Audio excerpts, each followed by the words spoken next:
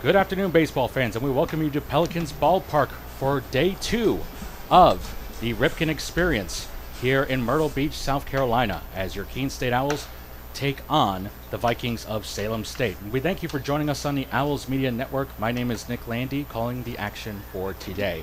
The Owls are in day 2 of the experience here in South Carolina. They began the Ripken Experience yesterday with a doubleheader against Framingham State. They had a 4-0 lead going into the bottom of the final inning, but lost the lead and eventually the game in extra innings, and then lost game 2 of the doubleheader 2-0.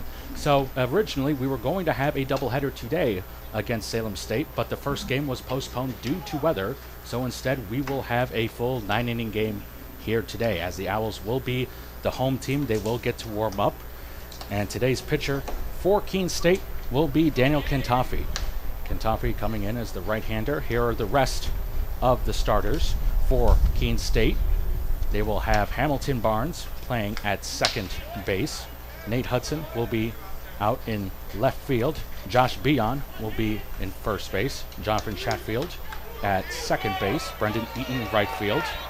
And Borenstein will be the designated hitter. We'll go through the rest of the starting lineups in a second as we get set to play ball here at Myrtle Beach.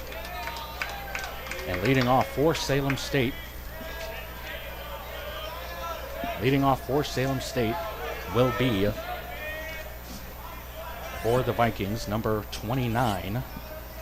And that is Jake Boucher, as the first pitch is outside for ball 1. And we are underway.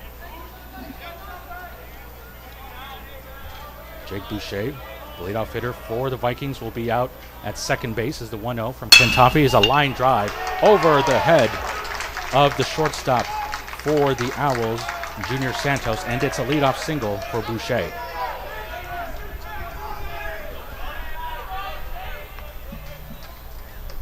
So Salem State already in business here in the first inning, as now we get the left fielder for Salem State, and that is Owen Duggan. And the first pitch from Kentafi is popped up into foul territory, and this ball will stay in play, and it will be caught for the first out by Chatfield. Big first out there for the Owls. Now coming up for Salem State is Bobby Jellison. Jellison, right-handed hitter for the Vikings, who are coached by Andrew Gummo. And the first pitch is swung on and hit to shortstop. This could be 2.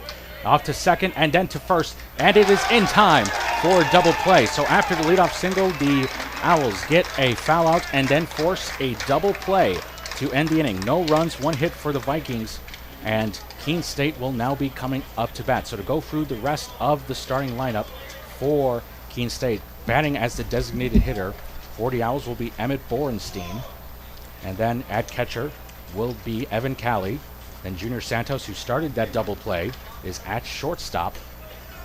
And then it'll be Tommy Ehlers in the 9 spot in center field to wrap up your starting lineup for the Owls, who are coached by Justin Blood in his second season. And they will be going against Mason Consigli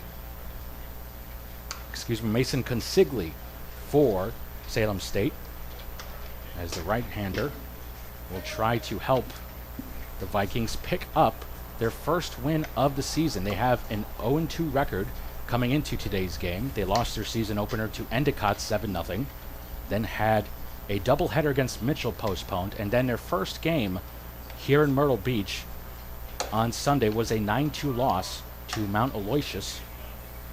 They had another game against Mount Aloysius canceled on Sunday, and then they had the first game of today's doubleheader canceled against Keene State. So this will officially be the 3rd game of the season for Salem State.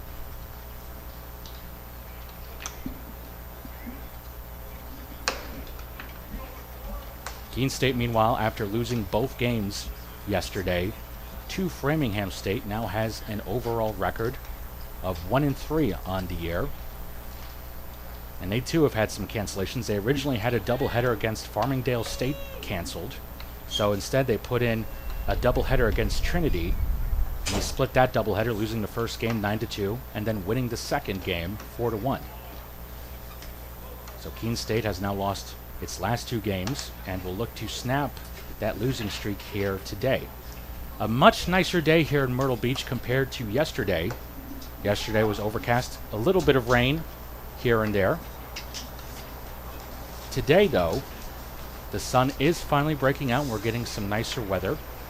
And looking at the forecast, it appears that we will continue to get nice weather for the rest of the week.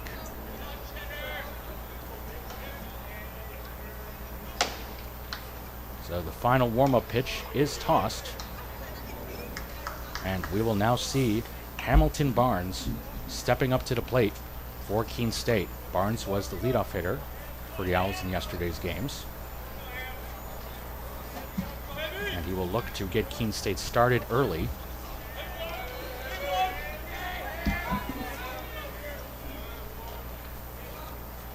In both games yesterday, Barnes went 1 for 3.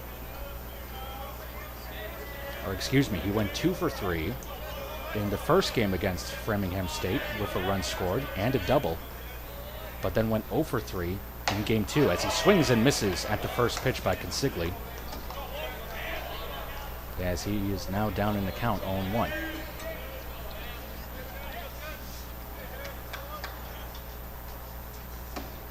Next pitch is low and away for ball 1.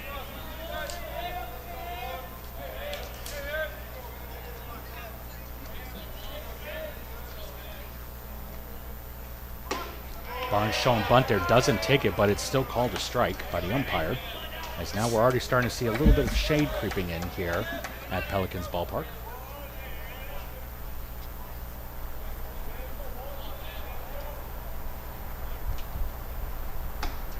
That pitch is outside. We're even at 2 apiece.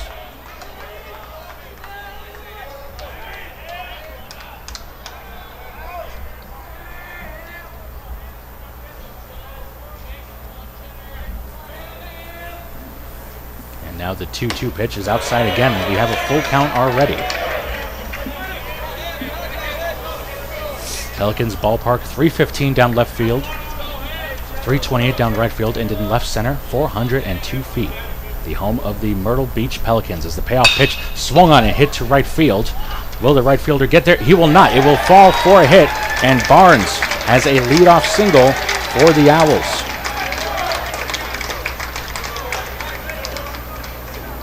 So Barnes' third hit of the Owls' time here at the Ripken Experience. There was a lot of hustle that time by the right fielder for Salem State, and that today is TJ Beniati. And now the first pitch is called for strike 1 against Nate Hudson, the left fielder. And correction, the right fielder for Salem State is TJ Beninati. Here's the 0-1 pitch, outside for ball 1.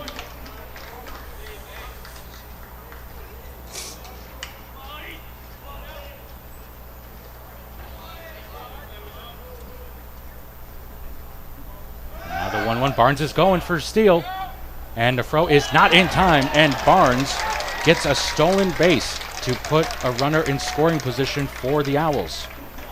The throw by the Salem State catcher, Edward Field, just off the mark a little bit. And now Barnes giving Hudson an opportunity to drive in the first run of the game. Here's the next pitch, swung on and hit to third and gets by the defender. The shortstop gets it.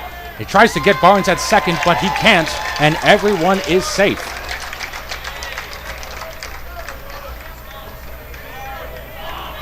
I would be willing to bet that the scorekeeper will probably rule that as an infield single to the left side. And Keene State now has runners on first and second and nobody out. And that stolen base by Barnes was huge because he could have still gotten thrown out on that play there by the shortstop, but he was already in position. First pitch is a ball to the first baseman, Beon. Beon having a tough day yesterday in that between the two games, he was hit a total of 4 times. That's a tough day at the office, ladies and gentlemen, as he takes a strike there. We'll see if Beon gets hit at all today. I'm sure he's looking to get the ball in play and help the Owls get ahead. And that pitch is in there for a strike.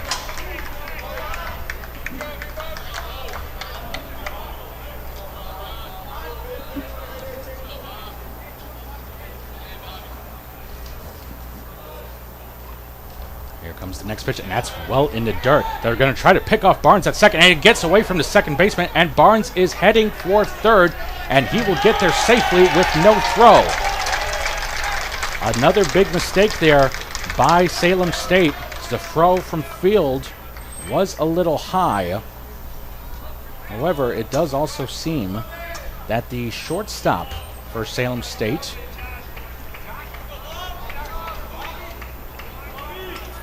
Brian Ortega, had a tough time corralling that.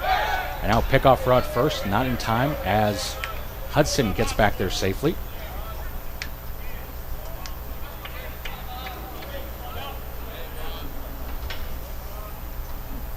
Here's the 2-2 now. Swung on and missed for strike 3, and Beon is retired on strikes for the first out.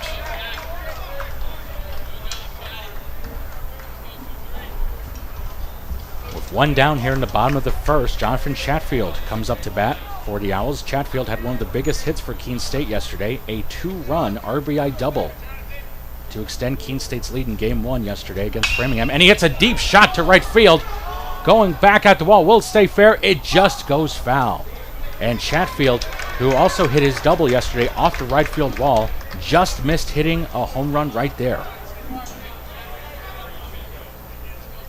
A tough break for the Owls. We'll see if Chatfield gets a hold of another pitch like that.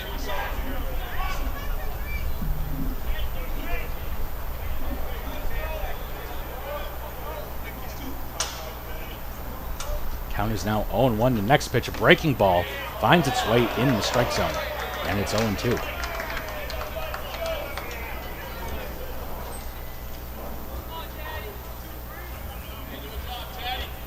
Chatfield, a freshman from Naugatuck, Connecticut, will take ball 1 right there in the dirt. Field keeping Barnes at third.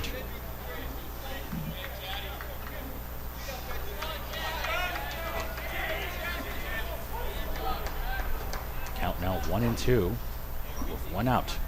Runners on first and third. The next pitch swung on and fouled back as the count stays at 1-2. Chatfield, a graduate of the Taft School,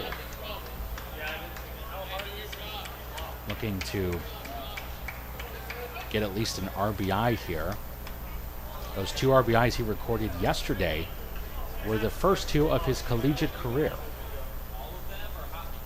The next pitch swung on and missed for strike 3. And now Hudson heads for second, and the throw is not in time, and Barnes will come home as a result. A double steal by the Owls, and Keene State leads 1-0. It was a low pitch in the dirt. Field was able to block it.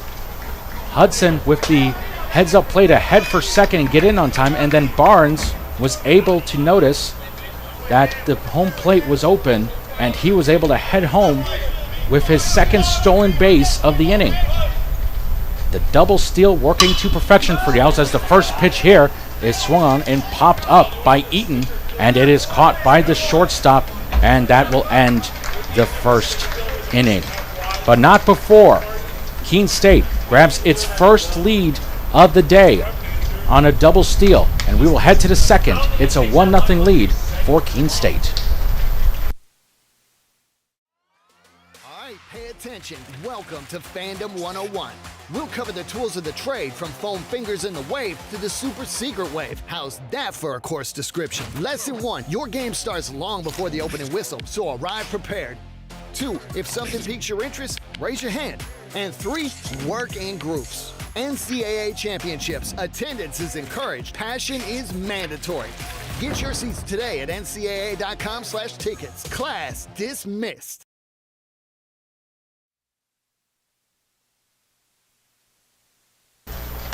Keene State with a 1-0 lead here. As we head to the second inning, they got 1 run on 2 hits. A hit by Hamilton Barnes. He then stole second, an infield single.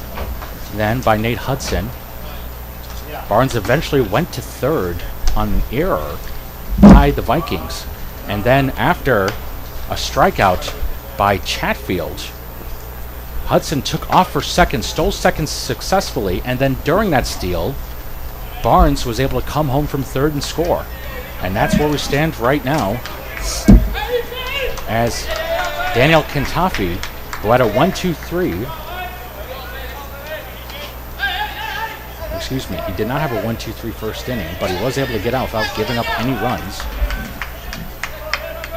He is now on the mound once again, as his first pitch there is a ball. And batting is the catcher for,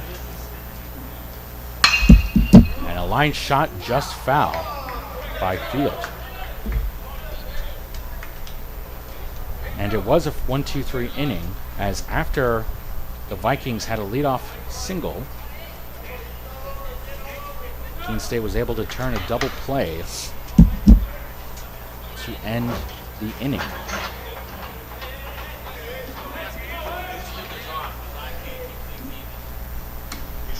Another pitch outside for a ball. And again, it is the catcher for Salem State up to the plate.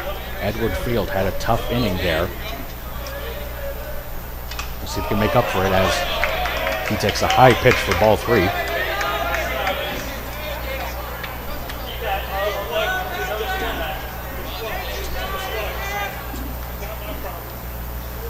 And the next pitch is hit to Barnes at second. He plays it on the hop and throws in time for out number 1. A hard hit ball that time by Field, but Barnes able to put him away for the first out.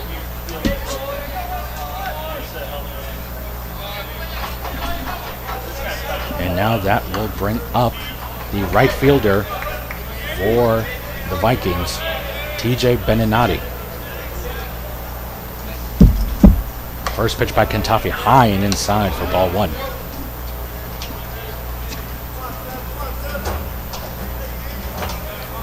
Beninati, a sophomore from Suffern, New York, hits a shot to first base. Beyond grabs it, takes a few steps, and steps on first for out number 2. 2 outs now for the Vikings, as they will now send their designated hitter, Devin Fuegan, to the plate.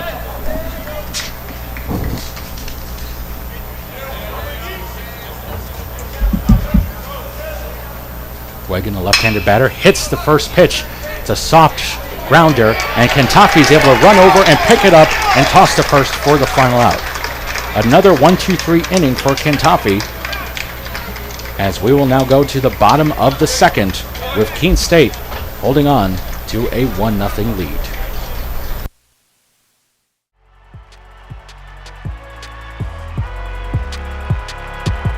Number 32, Kyle Hornsby. Inside the 30. Touchdown. Michaela Burgess.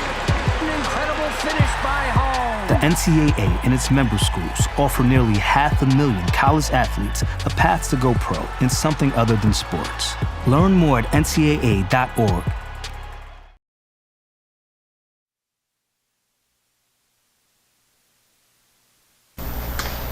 Bottom of the second here at Pelicans Ballpark. Keene State up 1-0. As leading off for them in this inning will be the designated hitter Emmett Borenstein, making his first start here in Myrtle Beach.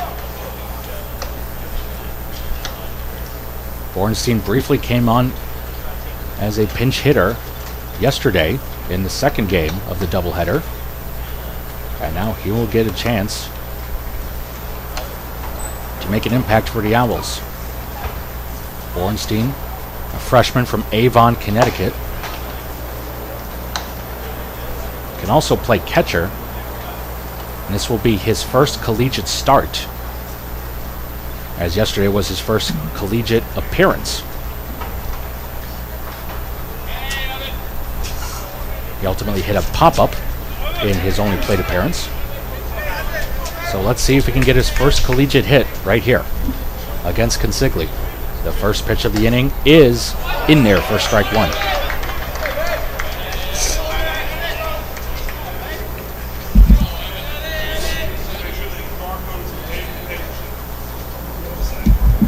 The next pitch is swung on and fouled to the right side. And Borenstein is quickly at an 0-2 count.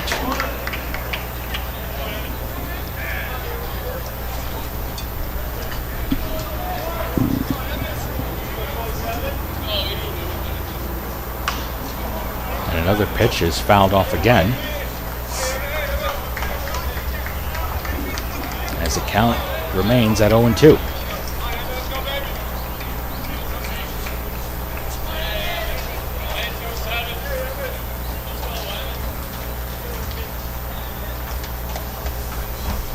And now the next pitch, swung on and missed for strike three.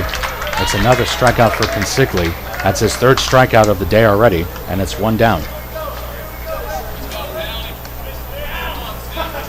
Now coming up for the Owls will be their catcher, Evan Cali.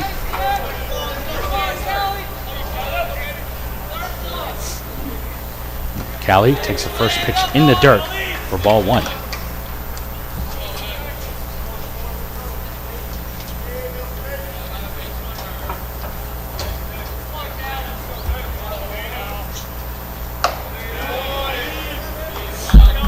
Now it's another high pitch for ball two. Cali is another freshman on this young Owls squad via Taunton, Massachusetts. And he is now ahead in the count, 3-0.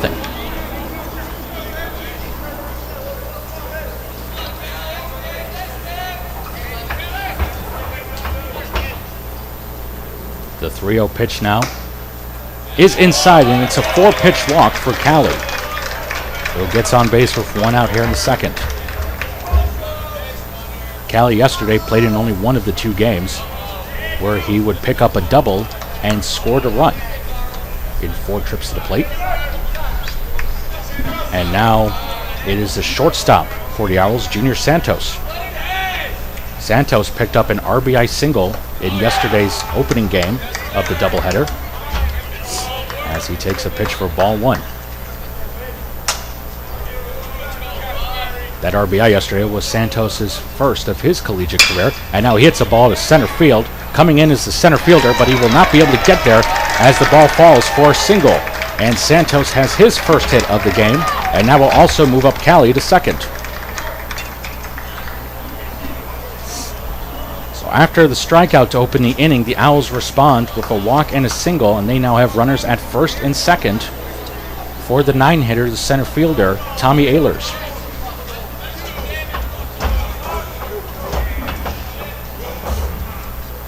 And Ehlers takes that pitch in the dirt for ball one.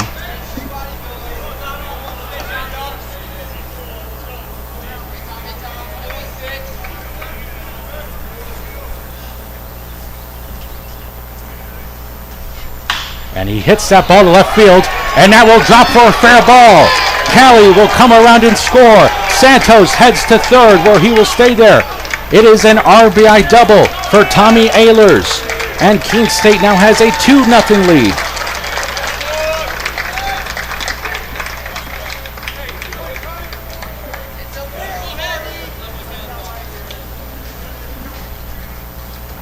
The Salem, New Hampshire native coming up big for Keene State, and in doing so picks up his first collegiate RBI.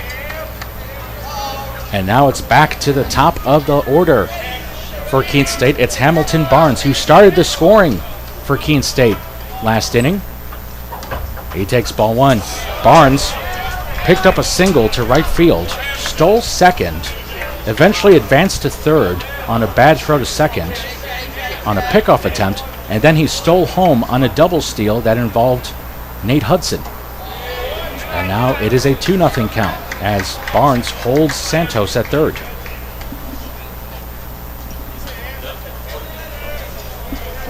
Keene State trying to build as large of a lead as possible And that ball is hit to the shortstop. That will get the job done.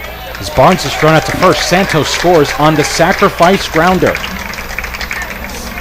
And it's now 3-0 Keene State. Ehlers also advancing to third there.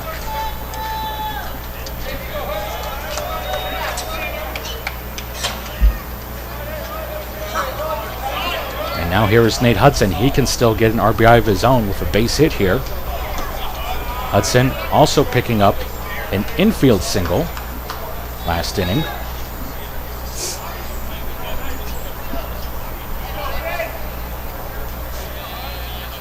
And this pitch right here is in there for a strike.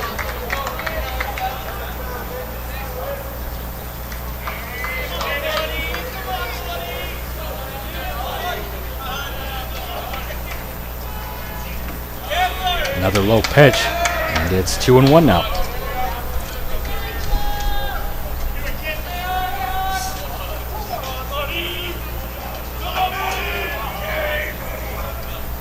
Next pitch high and inside, and the count is now 3-1.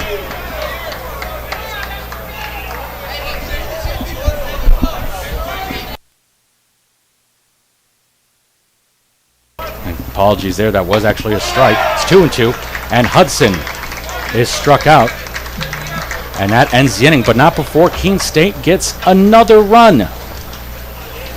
They get 2 runs during this. And heading into the third inning, Keene State leads.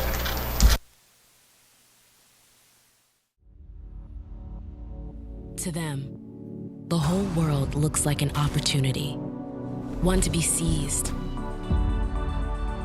built upon, and made better for their sport and the people around it. To student athletes, every opportunity is a chance to change what could be and show the world what opportunity can do.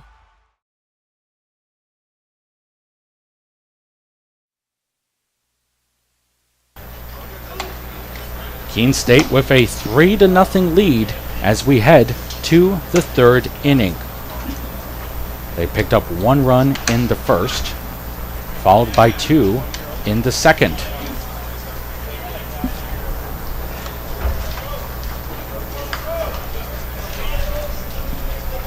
As now the pitcher for Keene State, Daniel Kantafi, has a little bit of a cushion to work with here. The first pitch here is going to be popped up to left field where the catch will be made by Hudson. So 1 pitch and 1 out recorded by the third baseman for the Vikings, James Dolan.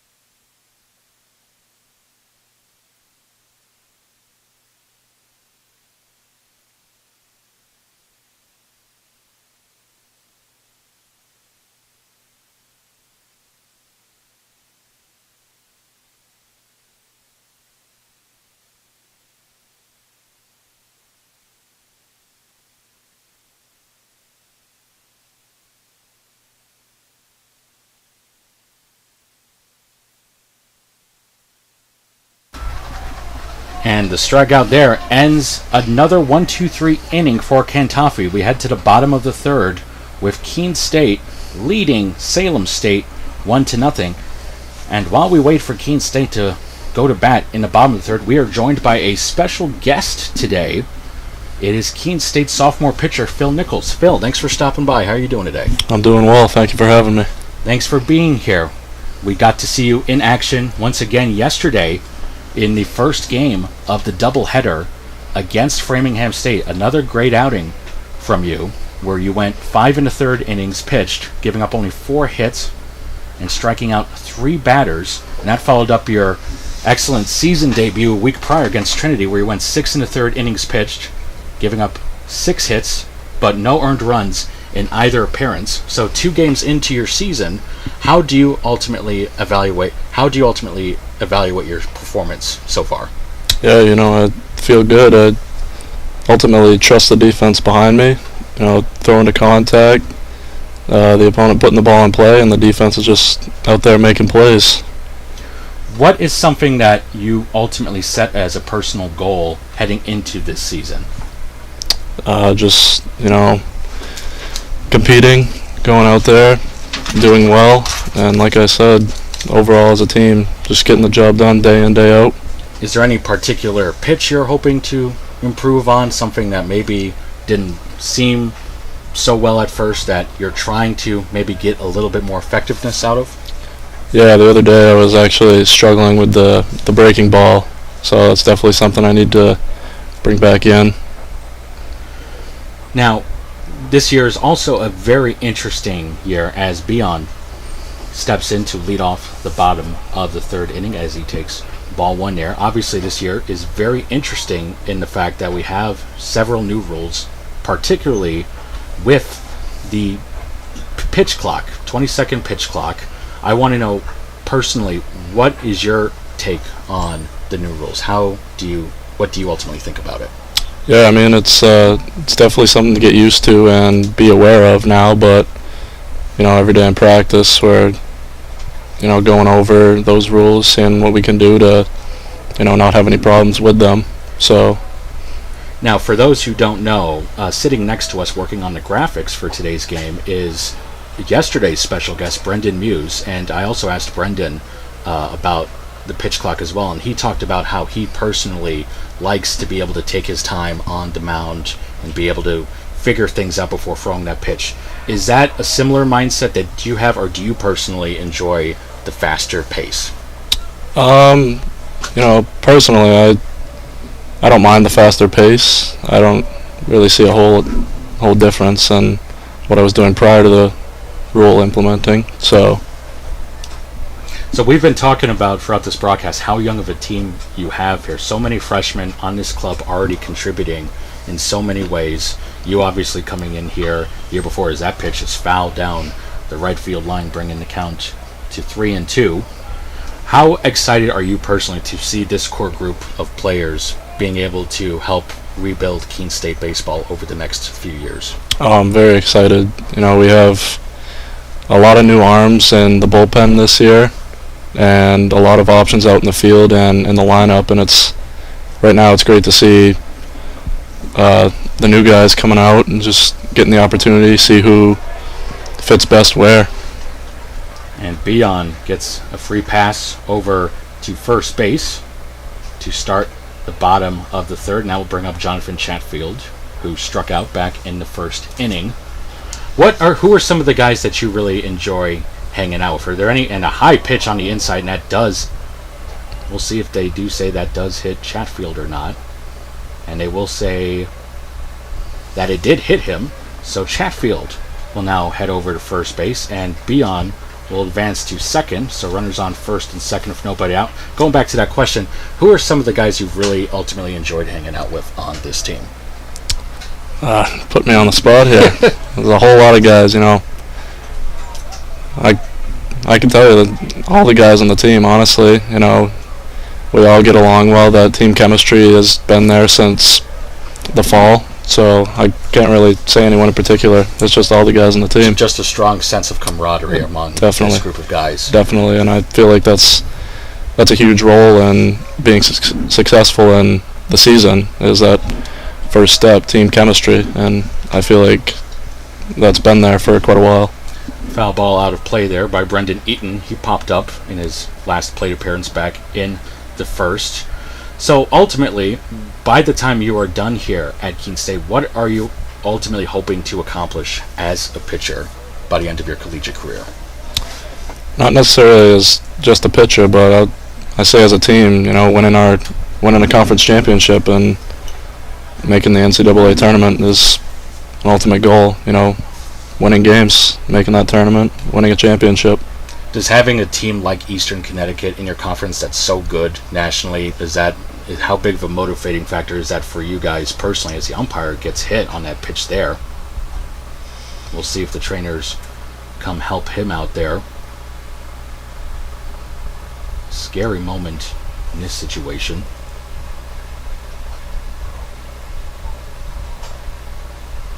And we will get some trainers coming out here to help out the home plate umpire. We will take a quick commercial break. We will come back with more with Phil Nichols.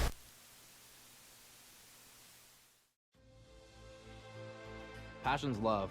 Passion is love for what you do. Because I think when you face challenges, it comes down to how much you want it and how much you love it. Passion is what keeps you going forward. Seeing so many people that were like-minded and so hardworking in their sport and academics, being surrounded by like-minded people makes you want to be more passionate. I think it pushes you to a different level that maybe you didn't think you had. And you can do the best of both worlds and love all of it.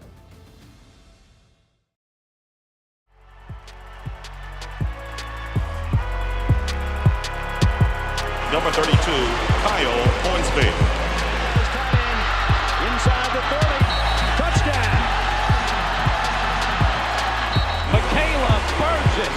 An incredible finish by home. The NCAA and its member schools offer nearly 500,000 college athletes a path to go pro in something other than sports. Learn more at ncaa.org. College sports fans, get ready for game day with officially licensed merchandise from the NCAA official online shop, ncaa.com/shop. Get the whole family geared up with the best collection of apparel and accessories, including t-shirts, sweatshirts, headwear, championship gear, and more. Visit the NCAA shop for today's special offer and rep your favorite team now. Only at ncaa.com/shop.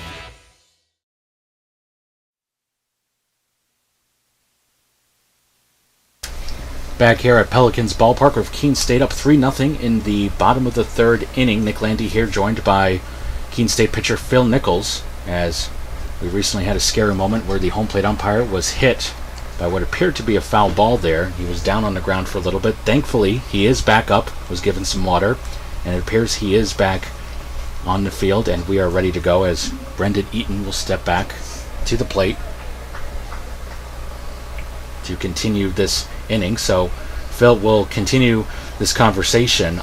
We've gotten to talk a lot about your Keene State career, but I do want to talk a little bit about the Major League Baseball season coming up. It's always great to hear who each guy roots for on a team, what he is looking forward to in the season. So who is your MLB team? The Boston Red Sox. Big Boston sports fan. Boston Red Sox, as Eaton goes down swinging for the first out of the inning. Bornstein will now come to the plate. So we were talking with Brendan Muse, our graphic manager here and pitcher as well yesterday, and we talked a little bit about Yankees baseball, and we did talk a little bit about how Yankees fans are able to coexist on this team with Red Sox fans. How do you find fans of both teams being able to coexist on this ball club? We're always going back and forth about it. Who's the better team? Who's going to be more successful in the season? So it's a good time. It's fun having different players root for other teams. See who comes out on the top. Now, it's been a tough past year for the Red Sox, not being able to get back in the playoffs, and you've had a difficult offseason, but ultimately, how optimistic are you with this ball club heading into next season? I'm pretty confident, honestly. I mean, right now in spring training, they're doing pretty well, so yeah, I'm confident that they can have a successful season. And a line shot by Bornstein is caught by the third baseman for Salem State for the second out. A great catch there by James Dolan. And there are two down now here in the bottom of the third inning. I mean, I have to tell you, as someone who's been watching Major League Baseball since 2003, the Red Sox always seem to be that one team that can bounce back from a bad season the year before and really turn it on to next season. We saw it in 2013, where 2012 was not a good year under Bobby Valentine. You get a new manager the following year and you go and win the World Series. And then 2018 was another amazing year coming off of a disappointing 2017 season. So you've been very fortunate to see some really quick turnarounds with this Red Sox club. Yeah, a lot of success in Boston sports for as long as I've watched. You know, you got the Patriots, obviously. Red Sox have been successful. So you're Boston sports through and through with all of the major teams. Oh yeah, Celtics and Bruins as well. And a swing and a miss and strike 3 there by Evan Callie ends the 3rd inning. Phil Nichols, it's been great talking to you about Keene State baseball and a little bit about Boston sports in general. Thank you for stopping by. We look forward to seeing you on the mound later this season. All right, thank you very much for having me. We'll be back with the 4th inning after this.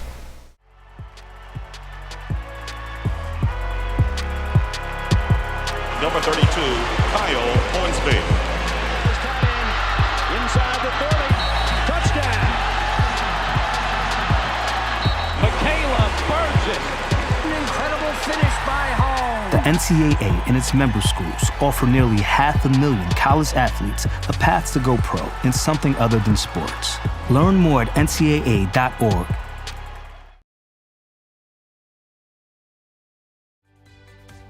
Responsibility is being accountable for your words and actions, first and foremost. It also is an obligation to be a positive influence in the communities around you.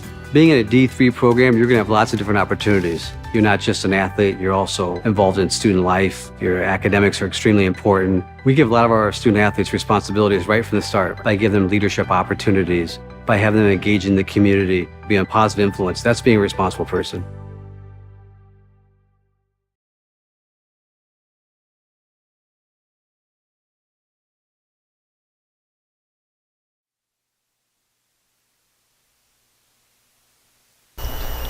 Bottom of the 4th inning about to get underway here at Myrtle Beach with Keene State up 3-0. Nick Landy here. I want to once again thank Phil Nichols for stopping by in the booth and talking some baseball with us. Always great to talk with some of the players on the team here. And now we return to the action as Daniel Kentafi, having an excellent start so far today, now gets ready for his 4th inning of work. That pitch is in the dirt for ball 1.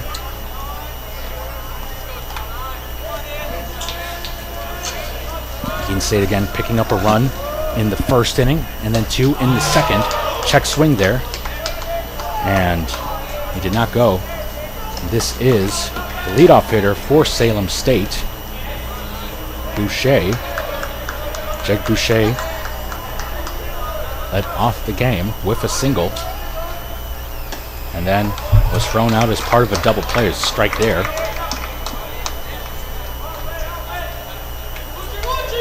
And that so far is the only hit Kentafi has allowed today.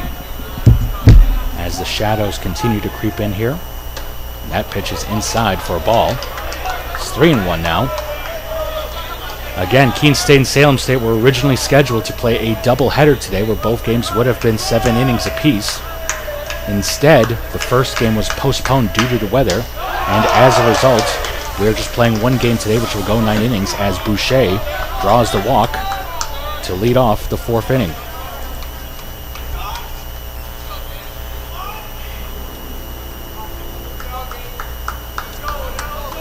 And now that will bring up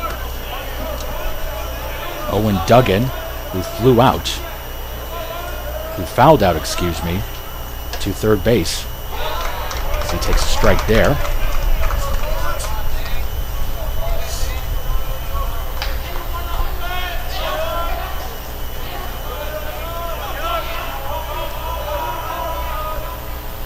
And the next pitch is called a ball, leaving the count at 1-1.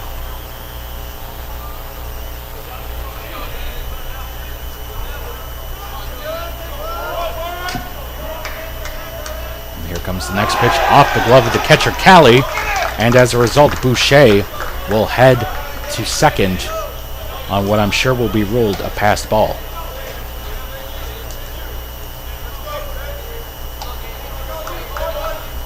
that mistake opens up an opportunity for Salem State to trim the deficit against the Owls.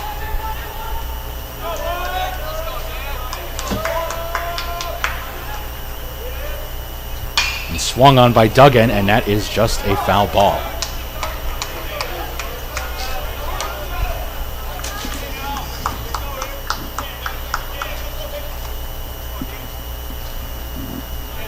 That will bring the count to 2-2.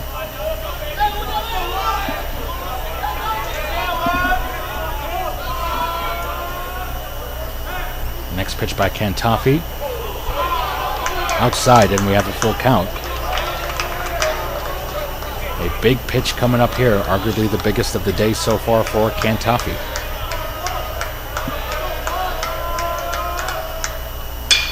And that's hit to left field. Hudson coming in. Dives, cannot make the play.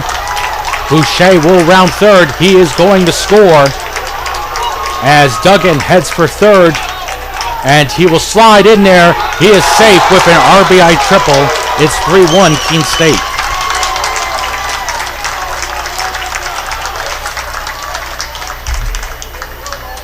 Hudson with a great effort that time. Just missed the ball by inches. And as a result, Salem State picks up its first run of the game. And it's now a 2-run lead for the Owls.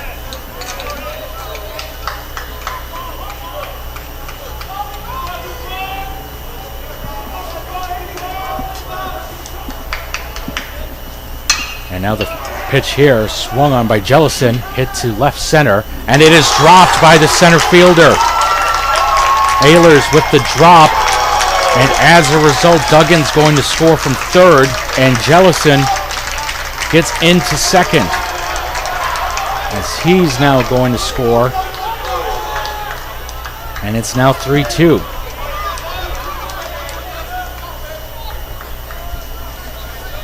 So Salem State beginning to get the ball in play more frequently here, and now the tying run is in scoring position with the left fielder TJ Beninati coming up to the plate.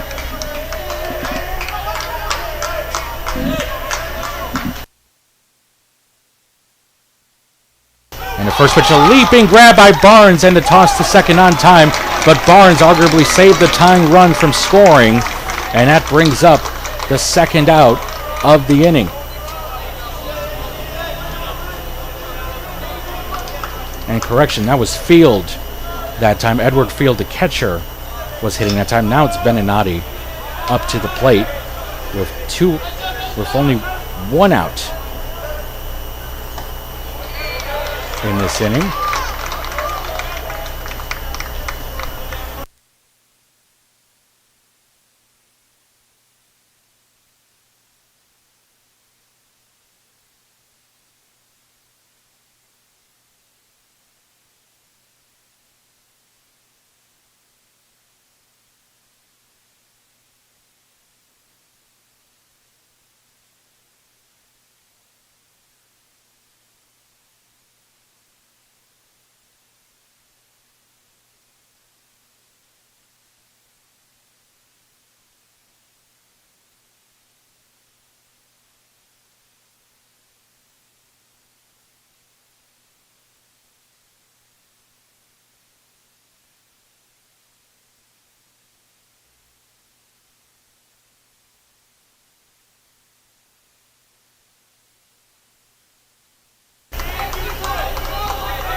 As Beninati grounds out to third there.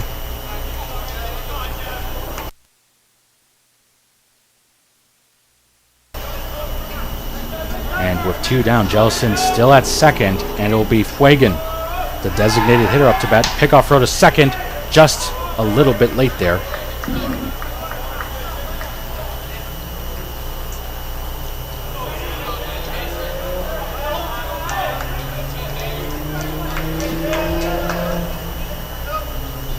Now that pitch by Cantafi high and inside.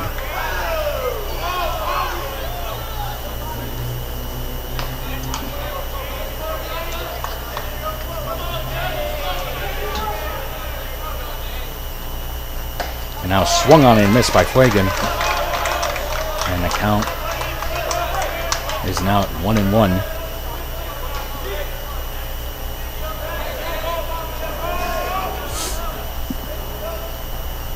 And now another swing and a miss there by Fuegan.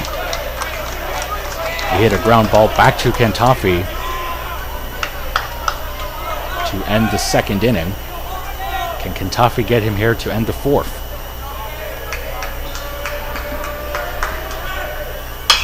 Swung on and hit to first, and this ball will just go foul to keep the inning alive.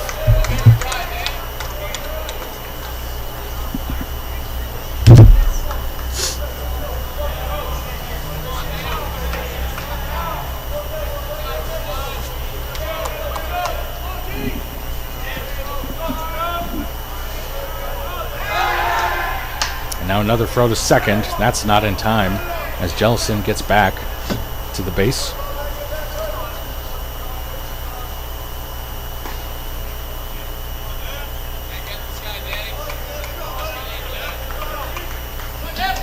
And now that pitch swung on and missed for strike three, as Kantafi gets out of the jam to end the inning, but not before Salem State grabs 2 runs here in the top of the fourth, and we will head to the bottom half of the inning.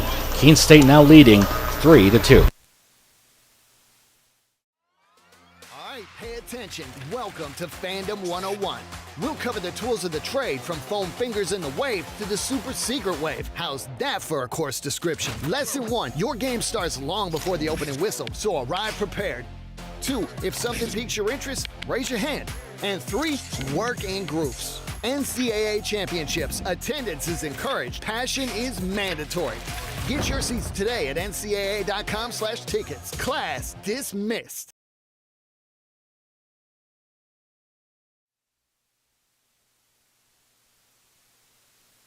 It's now the bottom of the fourth here at Pelicans Ballpark. Keene State leading Salem State 3-2 after the Vikings picked up their first 2 runs of the day in the top half of this inning.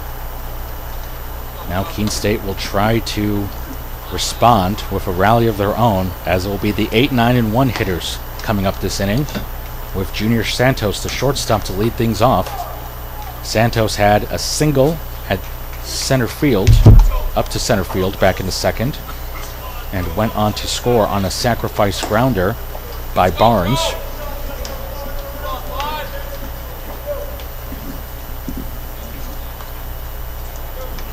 As we wait for Consigli to finish his warm-up pitches, there's the last one right there.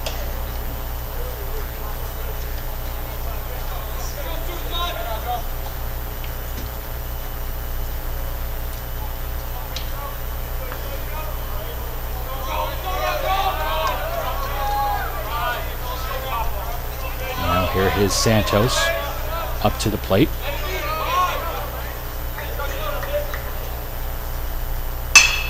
Swings at the first pitch to the shortstop, and the throw is made in time for the first out by Ortega. So 1 pitch, 1 out for the Owls. And I'll bring up Tommy Ehlers, who had a rough moment in the top half of this inning where he dropped a pop-up in center field that allowed a run to score. Ehlers will try to make up for it during this at-bat as he takes the first pitch for ball 1. As you can see on your screen, the shadows once again creeping up here at the ballpark as Ehlers hits a line drive to left field, and that goes into the Salem State bullpen. There's a lot of shade here, and now the shade is easing up and we're getting a little bit more sunshine. Partly cloudy day here at Myrtle Beach, getting a decent breeze as well.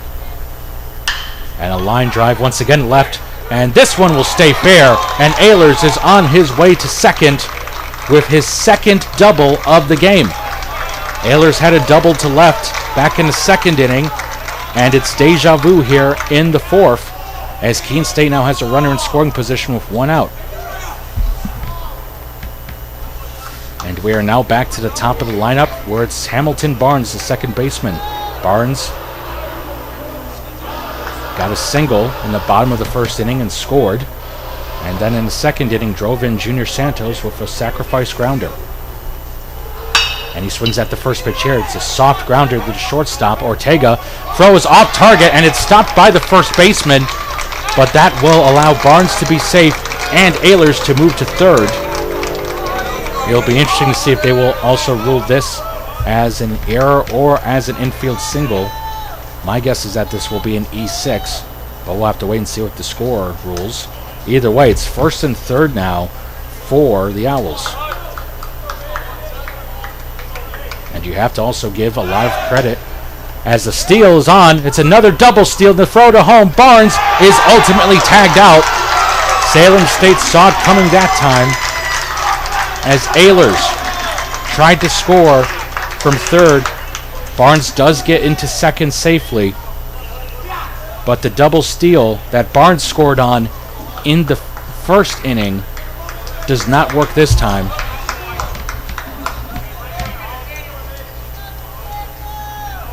As now there are 2 outs in this inning. And it is Nate Hudson.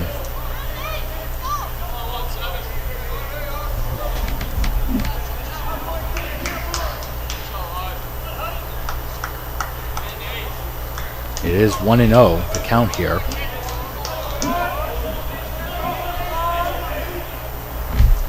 And now Hudson will foul this ball off. And this will go out of play.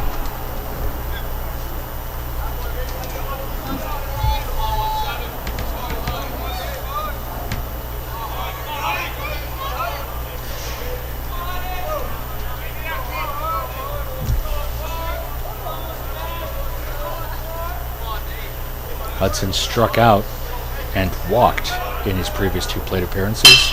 Now he'll hit a ground ball to Ortega at short, and the throw this time is on target, and that will end the inning.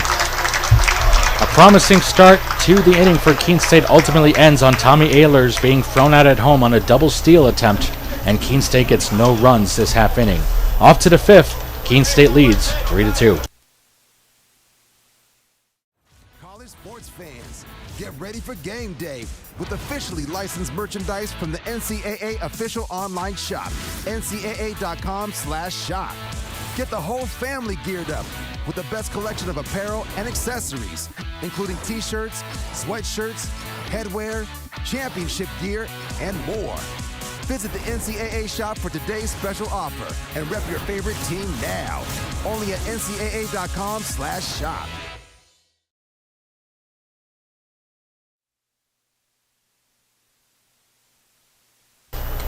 It is now time for the 5th inning here at Pelicans Ballpark. With Keene State up 3-2, they nearly got their 4th run last inning. They had Hamilton Barnes at first base and Tommy Ehlers at third, and they once again tried a double steal where Barnes went to first and Ehlers then went for home. This time Salem State saw it coming and got a quick throw back to home and were able to tag out Ehlers while Barnes made it to second. That was a lot different than what happened in the first inning, when Barnes was able to score coming in from third base, all while at the same time Nate Hudson was able to take second. But the Vikings were able to prevent the run, and as a result they still are trailing by only 1 run, as James Dolan will lead things off for Salem State. Dolan flew out to left field in his only plate appearance back in the 3rd inning.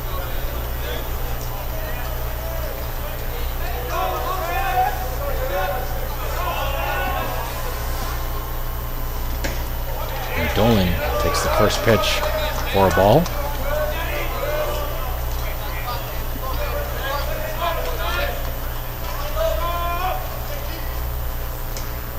That's another low pitch there for ball 2.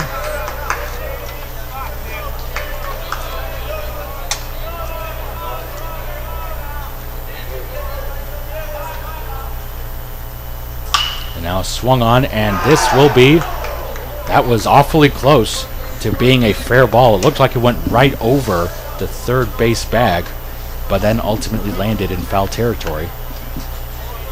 And again, it's not if the ball goes over the bag, it has to still land at least on the white line. So instead of a potential double there, it is now a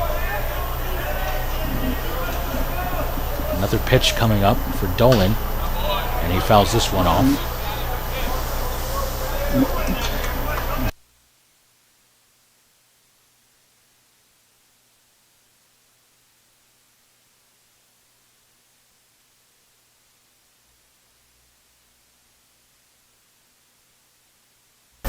The next pitch to Dolan, a check swing. Did he go? First base umpire says he did, and James Dolan strikes out. And it's another strikeout that time for Keene. And there's now one out in the fifth. And now it's Connor Dolan coming up to the plate. Dolan popped out to third back in the third inning. Now it's an 0-1 count against Dolan. And now Dolan is hit by a pitch, and he will get a free pass to first base.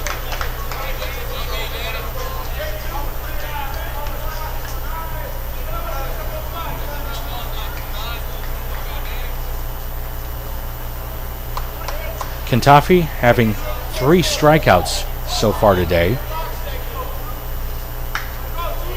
He does also have a walk and now a hit batter, as now he will go up against the number 9 hitter. And on the first pitch, Ortega flies this one to left.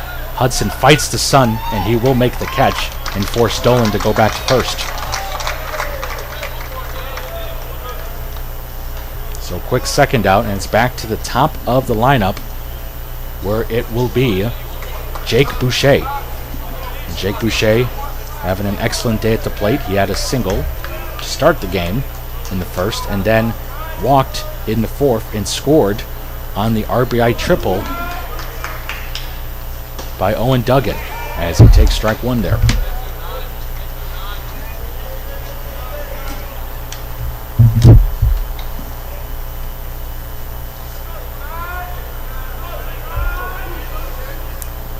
With a runner on first, that runner is now going, and the throw is in time for the out, as Callie successfully throws out Connor Dolan, who tries to steal second, and as a result, that will end the fifth inning. No runs and a hit batter who is caught stealing, and it's off to the bottom of the fifth with Keene State up 3-2. Comprehensive learning is being able to adapt to experiences and apply the things that I learned. Being an athlete and juggling academics helped me grow as a person, and things that I've learned, I was able to apply it in another field, putting them into everyday life. Developing comprehensive learning helped me prioritize certain things to make sure I get to where I want to be.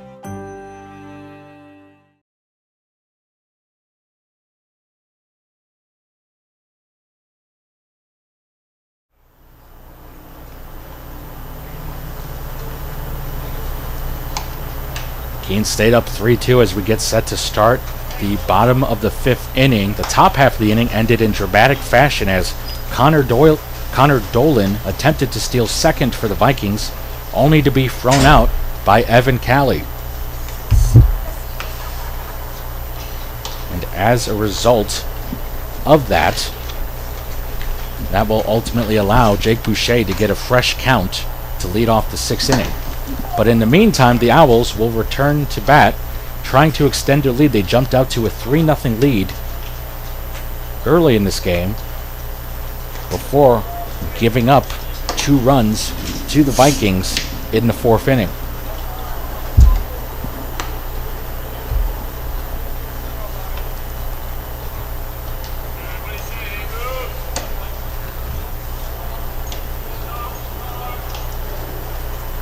Now here is the first baseman, Josh Bion. He has not been hit by any pitch so far today. He was hit by 4 yesterday between the 2 games. So far today, Bion struck out in the first and walked in the third. And on the first pitch, he'll foul that back for strike one.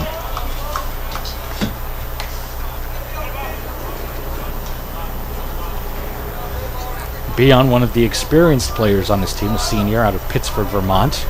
Appeared in 31 games for the Owls last season with a career-high 28 hits.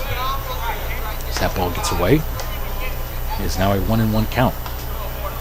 Beon also hit his first 2 collegiate home runs last season and drove in 31 runs while finishing with a slugging percentage of .447 as he takes strike 2 there.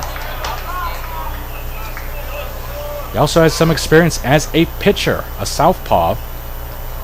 He made 8 starts on the mound last season. Struck out 11 batters in 20 innings as he has to dive out of the way of that one. It is 2-2 now.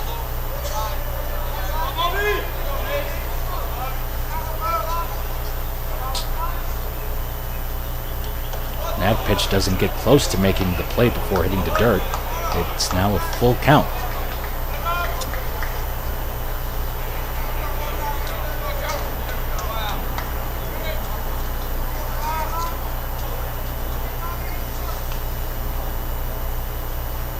And that pitch is fouled off. Make it to still keep it at 3-2. One more note about Beon is that last year he drove in 6 runs against Plymouth State on April 10th, and he was the first Keene State player to accomplish that feat in a game since Nick Vita did it back in 2011. And now on the payoff pitch, he will hit this ball into the gap, and it is a leadoff single for Beon. So Josh Beon with his first hit of the day, and Keene State has a runner at first. Now here's Jonathan Chatfield trying to get his first hit of the day. He struck out in the first and was hit by a pitch in the third. And he will foul off this first pitch here.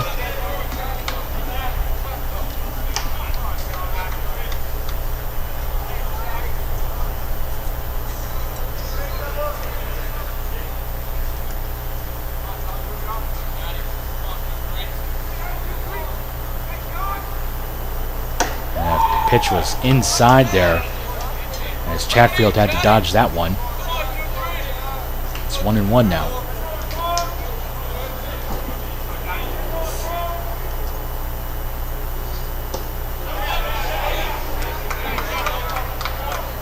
Low pitch there makes it 2-1 now. Chatfield also just barely missed a home run in his first at-bat of the day, where it cleared the right field fence but just went right of the foul pole, and he hits this one to right, and this will fall for a hit. Beon will hold at second as the throw gets in quickly, but it's a single for Chatfield as he has his first hit of the game, and now it's runners at first and second for Keene State with nobody out.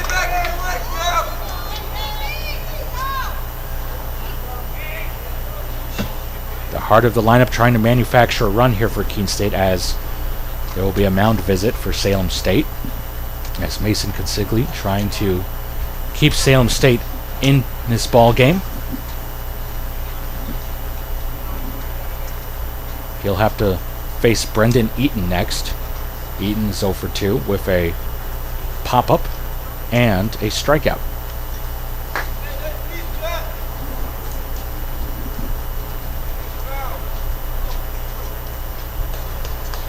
And that will end the mound visit there. There is a pitcher warming up in the Salem State bullpen. I cannot get a number for you at this time, but Salem State seems to be prepared to make a change if needed.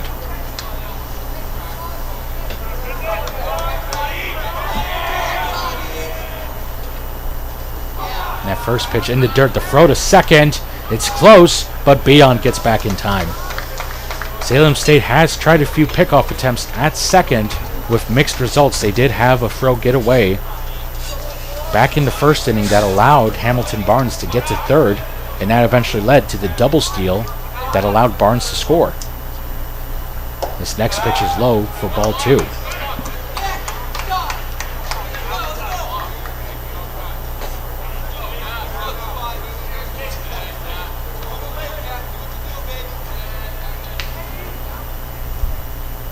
The next pitch is hit through the hole for a base hit. Beon's being waved around home. Here comes the throw. It is cut off, and now Beon will go back to third on the single by Eaton. 3 singles in a row by Keene State. Loads the bases with nobody out. It is the first hit of the day for Eaton, and that's going to do it for Consigli, as it looks like a pitching change here is imminent.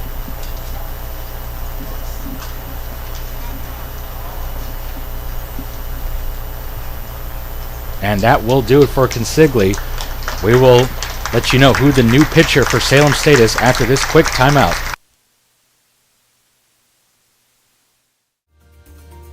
I believe sportsmanship is a mutual admiration and respect for your fellow competitors. We all go through a lot to reach the point where we compete against one another. It's important to realize that. So once we're finally on the field or on the court or on the starting block, we look at each other as fellow human beings and not just competitors. Being able to recognize the hard work that other athletes are putting in creates a more positive and inclusive environment.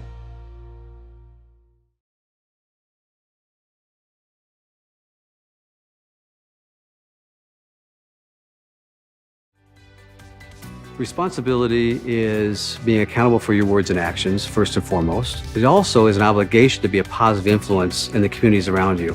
Being in a D3 program, you're going to have lots of different opportunities. You're not just an athlete, you're also involved in student life. Your academics are extremely important. We give a lot of our student athletes responsibilities right from the start by giving them leadership opportunities, by having them engage in the community, be a positive influence. That's being a responsible person.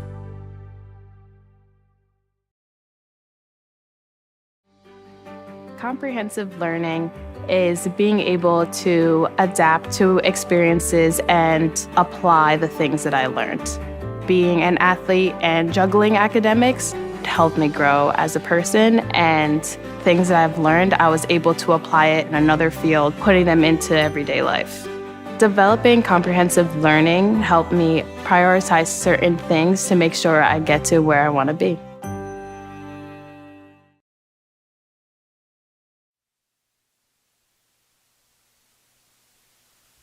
We have a new pitcher on the mound for Salem State, and it is Carl Beatrice. He is a graduate student out of Wilmington, Massachusetts, via Wilmington High School. And he is going to inherit a difficult situation as he has the bases loaded with nobody out for Keene State. And there is a giant opportunity coming up for the freshman, Emmett Borenstein, to break this game wide open for the Owls. Borenstein looking for his first hit today. He struck out in the second and lined out to third in the third. He lined out to the third baseman in the third inning. It was a hard hit ball, and on the first pitch here, he pops this one up. This will stay in play for the first baseman, who will make the catch for Salem State for the first out. A good catch that time by Connor Dolan. He had to fight through briefly Brendan Eaton as Eaton went back to first base. But ultimately, Dolan is able to make the catch for the first out. So with one out, it's Evan Callion up to bat. He walked in the second inning and struck out in the third. He did have a double yesterday. If he gets one here, it's going to drive in at least two, as that pitch is a strike.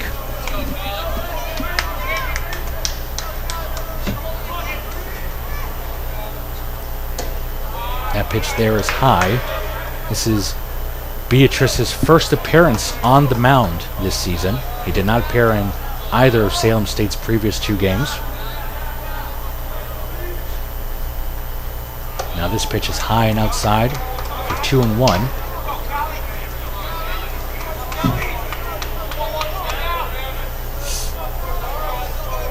Last season, Beatrice pitched in 14 games for the Vikings, as that pitch is in there for a strike. It's 2-2. In those 14 games, Beatrice pitched 17 in the third innings, gave up 9 hits, 3 runs, all of which were earned, walked 8 batters, and struck out 19. And a swing and a miss there for strike 3 as Callie is retired by Beatrice, as that is Beatrice's first strikeout of the game.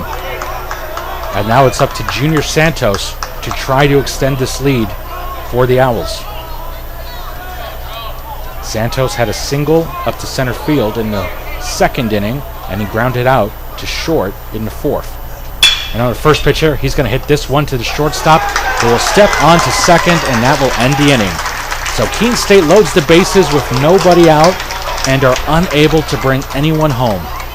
We now head to the 6th inning as Keene State has a 3-2 lead over Salem State. I believe sportsmanship is a mutual admiration and respect for your fellow competitors.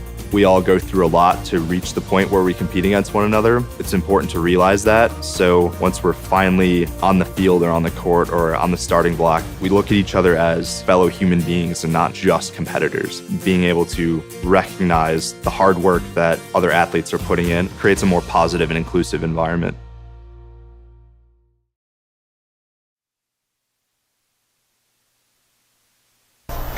We're getting ready for the top of the 6th inning here with Keene State up to 3-2. They are trying to overcome a tough bottom of the 5th where they loaded the bases with nobody out. But then Salem State sent in Carl Beatrice to pitch in relief of Mason Consigli, and Keene State was unable to drive anyone home. And that's why we are still at a 3-2 ball game as we head into this next inning. Daniel Kentafi continuing to have an excellent game on the mound for the Owls, as he's trying to lock up the victory and end this 2-game losing streak for Keene State.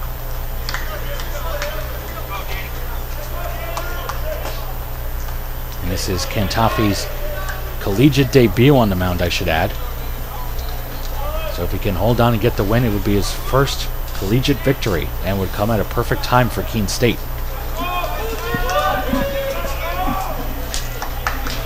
Kentafi, a native of Glastonbury, Connecticut, now gets ready to start the 6th inning against the leadoff hitter, Jake Boucher. As that pitch is in the dirt for ball 1. Jake Boucher started his at-bat last inning, but the at-bat ended abruptly after Connor Dolan was caught stealing, and as a result that reset the pitch count for Boucher, who hits a ground ball to third, and the pick play is made in time for the first out on a great throw there by Jonathan Chatfield. 5-3 for the first out, and now it's Owen Duggan, who in his last at-bat hit an RBI triple to score. Boucher on the first pitch here, he hits a soft grounder to second. Barnes picks it up and throws to first in time for the out. So 2 quick outs for Kentafi.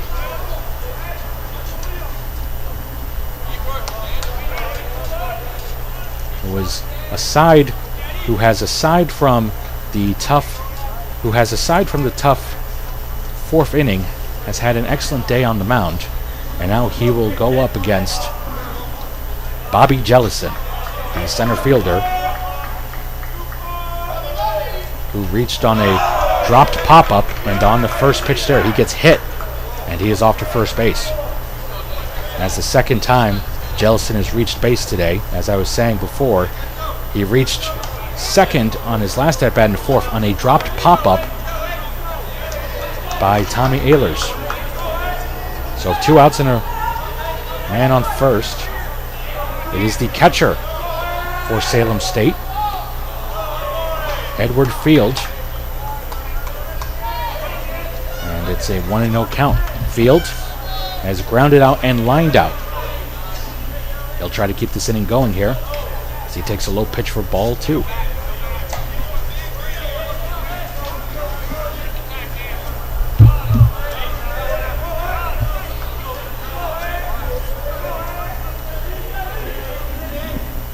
Next pitch here by Kentafi does not get the call, and it's now a 3-0 count.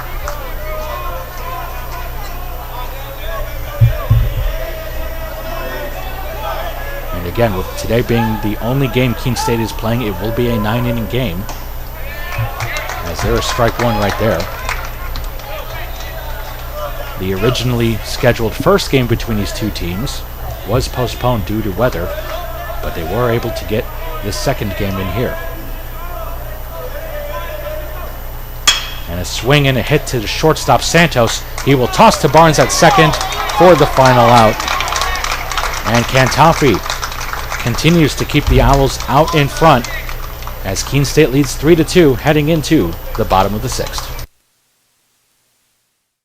College sports fans, get ready for game day with officially licensed merchandise from the NCAA official online shop, ncaa.com/shop.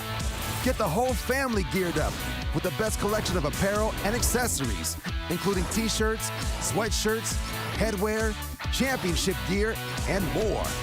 Visit the NCAA shop for today's special offer and rep your favorite team now. Only at ncaa.com/shop.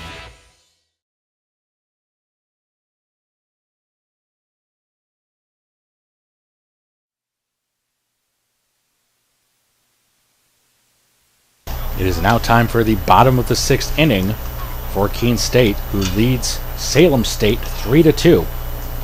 It'll be the 9-1-2 hitters coming up for Keene State against Carl Beatrice, who came on with a superb relief effort last inning, where he inherited a bases loaded situation with nobody out and was able to record all 3 outs without giving up a run. And now Beatrice will look to continue that shutout in relief. To recap the day for the starting pitcher for Salem State, Mason Consigli. Consigli ultimately finished the day with 4+ innings pitched, and he ultimately gave up 3 runs on 9 hits.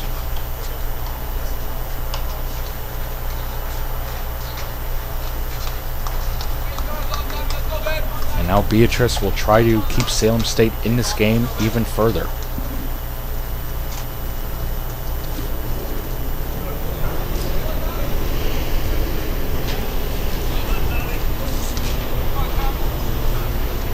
And here is Tommy Ehlers to lead off the inning.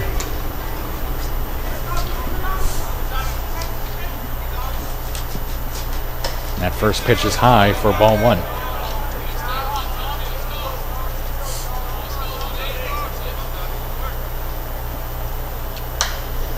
Next pitch is fouled for a strike.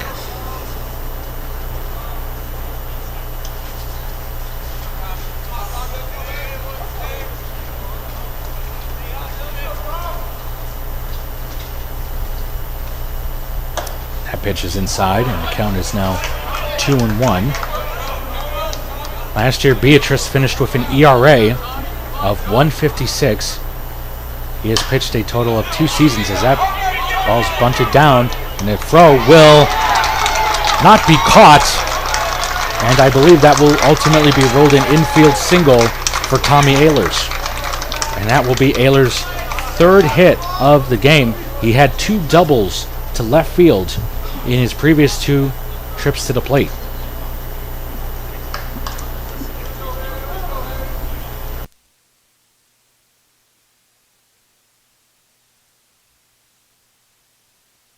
Again, Ehlers not able to make much contact on that swing there, but ultimately he was able to hustle down the line and beat out the throw, which was not caught by the first baseman. So now Hamilton Barnes shows bunt, and this will get the job done as Barnes will get tagged out, all while Ehlers gets to second base on the sacrifice bunt.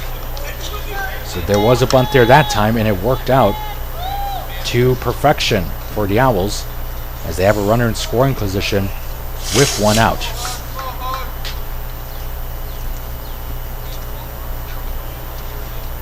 Now it's Nate Hudson to the plate. He is 1 for 3 today, a single,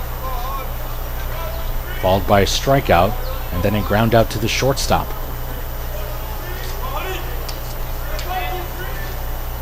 First pitch by Beatrice is inside for ball 1. As I was saying, Beatrice has pitched 2 seasons for Salem State and has a career ERA of only 1.78. And that pitch is lined down left field for a fair ball. Gets by the third baseman as Ehlers will hold at third It's a single for Nate Hudson, his second of the day. It's runners at the corners now for Keene State. And you have to wonder if there is a potential chance we get another double steal attempt here. The last time Ehlers was on base, he got all the way to third, and they attempted a double steal with him and Hamilton Barnes at first. And Salem State was able to see it coming as they were able to quickly get the throw down from second to home in time to tag out Ehlers. We'll see what head coach Justin Blood does here as Josh Beon comes to bat. He is 1 for 2 today, a strikeout, a walk, and a single. There goes Hudson.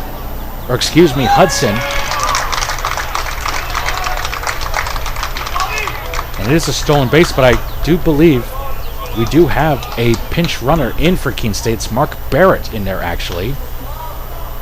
He did come in before that pitch, so Mark Barrett gets a successful stolen base, but it is not a double steal that time. They decide to keep Ehlers at third, so instead it is runners at second and third now for the Owls with only one out here in the sixth.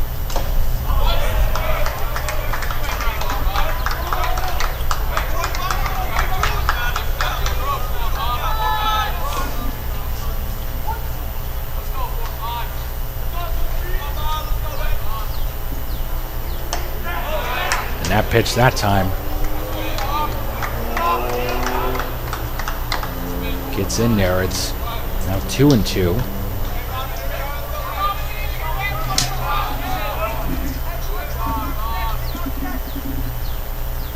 This next pitch swung on a miss for strike 3. And for the second time today, Beon has struck out. So with 2 outs, here comes Jonathan Chatfield. He has struck out in the first, was hit by a pitch in the third, and then got a single to right field in the fifth. He gets a single here, drives in a run, and on the first pitch he fouls it out. And again, a little more on Mark Barrett, the pinch runner at second base for Keene State. He's a native of Brooklyn, New York, is a senior. And last year he appeared in 18 games for the Owls, making 14 starts. And this is his first appearance in a game for Keene State this season, as that pitch is inside for a ball.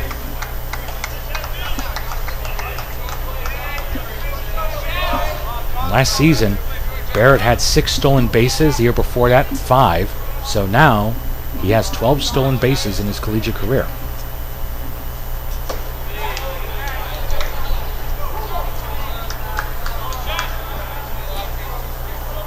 Count is now at 2-1 against Chatfield.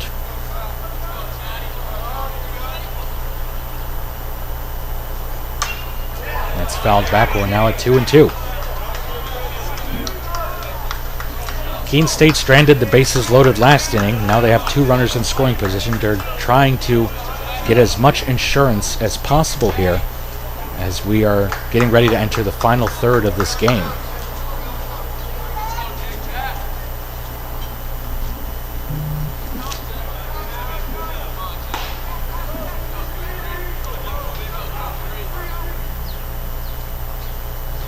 That pitch is in the dirt by Beatrice. A good block that time by the catcher, Edward Field. It is a full count now. Brendan Eaton is on deck.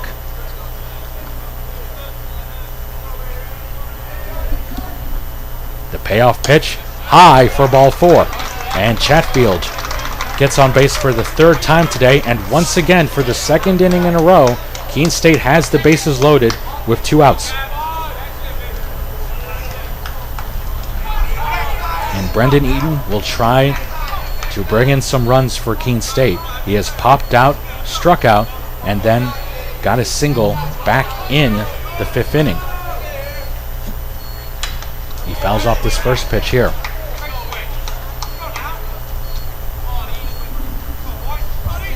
Tommy Ehlers at 3rd, Mark Barrett at 2nd, and Jonathan Chatfield at 1st.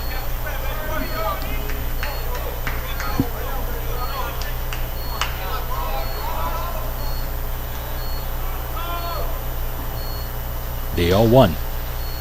outside for ball one.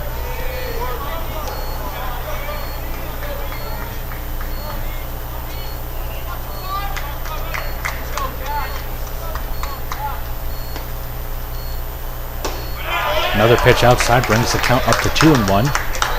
Eaton, a fifth-year student out of Nottingham, New Hampshire, started 29 games for the Owls last season. He batted .259 with an on-base percentage of .341 and a slugging percentage of .426.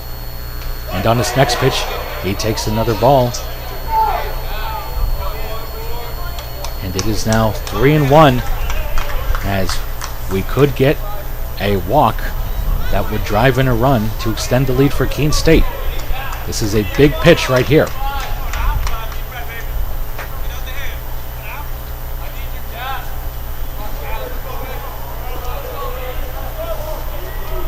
Here comes the pitch.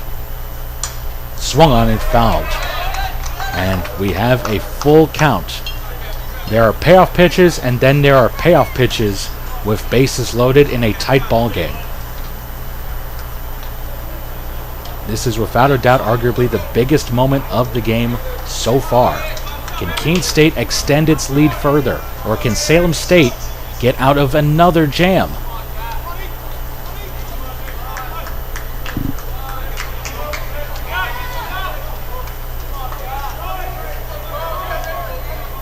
And correction, I believe the pitch did not count that time. So the umpire is saying it is 2-2. Time is waved off, and Eden hits a deep ball to left field. Going back at the wall. It is off the wall. 2-run score. Here comes the third run.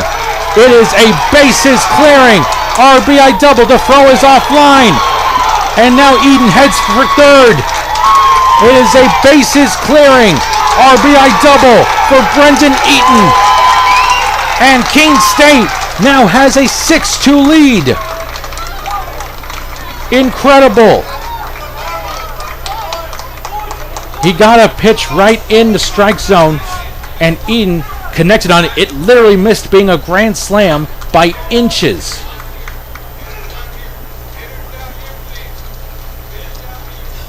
Instead, it went off the wall just below the yellow line, and that ultimately allowed Chatfield, Barrett, and Ehlers to score.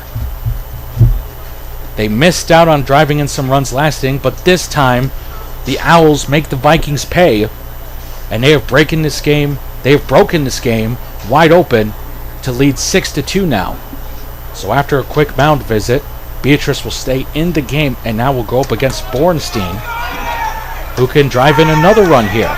And there's ball one.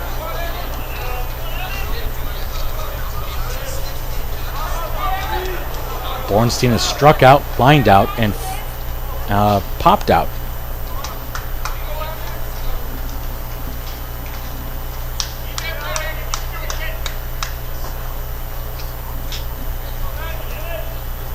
Here's Emmett Bornstein against Carl Beatrice with the next pitch, high for a ball. And again, Bornstein making his first collegiate start with the Owls today. Can have a chance to get his first big hit in his college career. Here's the pitch, and he hits that to short. Ortega will play it on the hop and throw to first in time to end the inning, but not before Brendan Eden clears the bases with a 3-run RBI double. And Keene State finally gets back on the scoreboard, and they will head to the 7th with a 6-2 lead. College sports fans, get ready for game day with officially licensed merchandise from the NCAA official online shop, ncaa.com/shop. Get the whole family geared up with the best collection of apparel and accessories, including t-shirts, sweatshirts, headwear, championship gear, and more. Visit the NCAA shop for today's special offer and rep your favorite team now.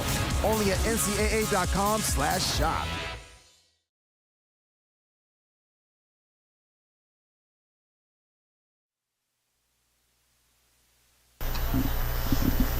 Pitch and change. Keene State has broken through to now take a 6-2 lead. They were up 3-2 last inning and then got a bases clearing RBI double by Brendan Eaton to drive in 3 runs. And Keene State has broken through to now take a 3-2 lead. And with that, Daniel Kentoffi's day is done for Keene State. An excellent collegiate debut for Kentoffi. And now we have a new pitcher in for Keene State. It is Shea Zena on the mound now for the Owls.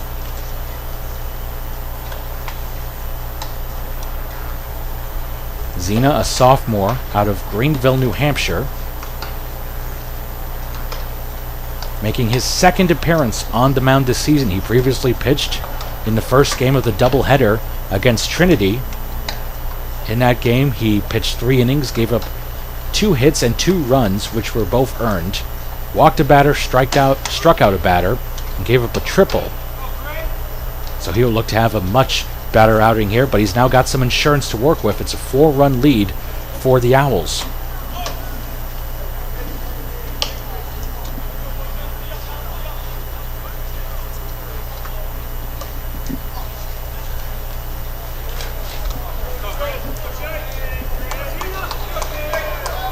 And the first batter that Zena will face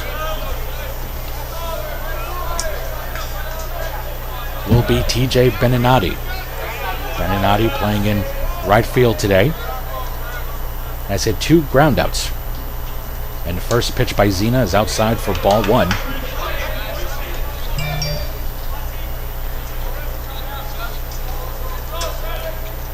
Again, this is the only game that Zena has this is only the second game that Zena has appeared on the mound, but he has appeared in the batter's box 3 times this season. He appeared in both games against Trinity, and then he appeared in one of yesterday's games against Framingham State. He's ultimately 0 for 4 at the plate, as there's a ball right there. It's now 3-0 against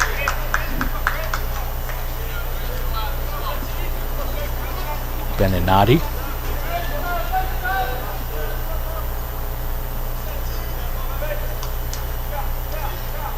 And here's the next pitch by Zena. That does get the call for strike 1. Beninati looked to prepare to walk over to first, but he did not get the call that time.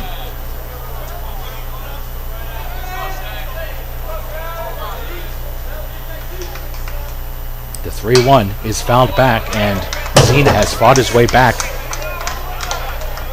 to a full count.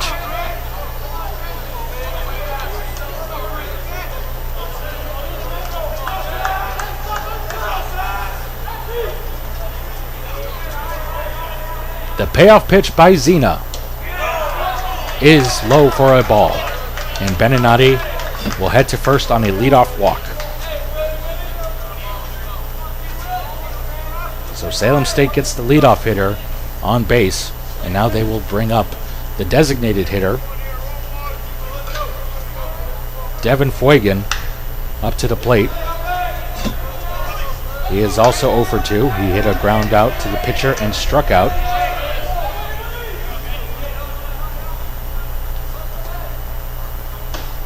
Zena's first pitch in their first strike.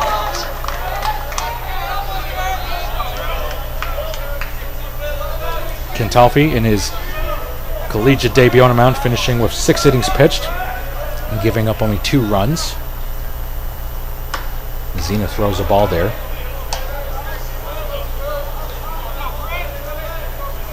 Kentoffi also picking up 3 strikeouts. He also walked a batter, and he hit a batter. He had 2 batters actually, but right now he is in line for the win as that pitch is fouled off.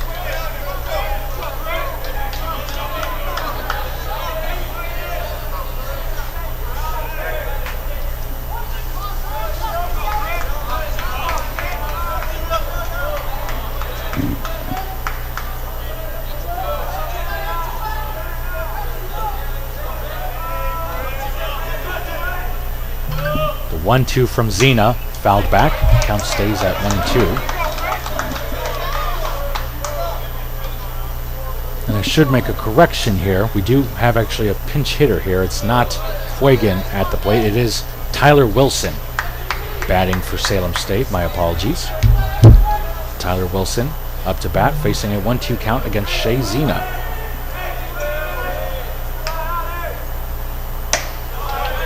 pitch is outside for a ball.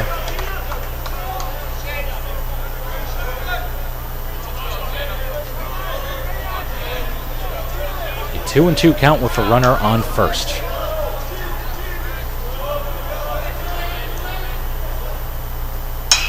And that pitch is fouled back. And we'll continue this at bat. Wilson is a freshman out of Lynn, Massachusetts via Lynn Classical. He is both a pitcher and an outfielder for the Vikings. This is his first at-bat of the season. Here is the 2-2. And as a soft grounder back to the pitcher, and Zena will just take it and throw to first. So it is a sacrifice grounder for Wilson that will allow Beninati to advance to second.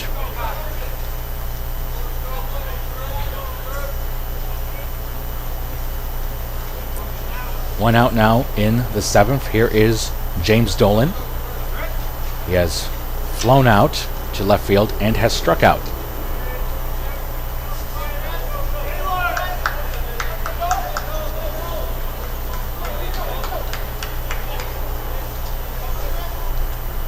First pitch is high for a ball.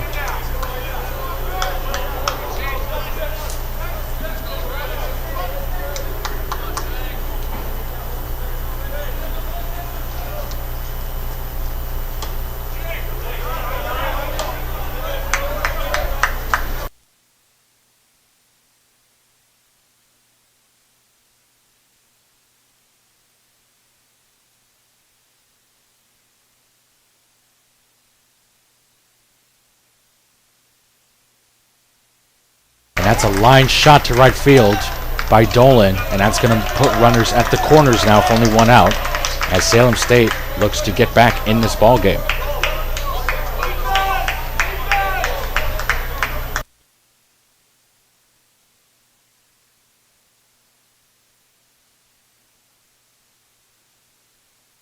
And by the looks of it, folks, after Mark Barrett came in and pinch ran last inning, we have a couple of defensive changes for Keene State. Wyatt Daft is now in center field, and moving over to left is Tommy Ehlers, which would end the day for Nate Hudson. And the first pitch here is a ball, and the pickoff throw back to first is not in time, as this is Connor Dolan at the plate. He has popped up and was hit by a pitch.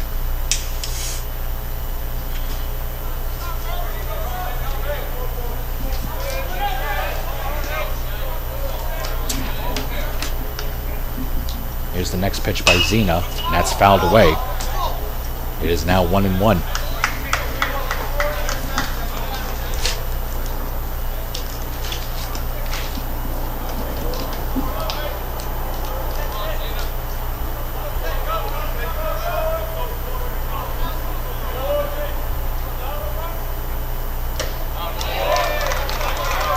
There's another pitch right there.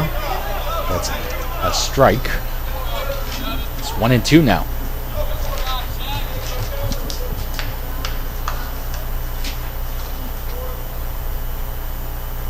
The next pitch inside for a ball.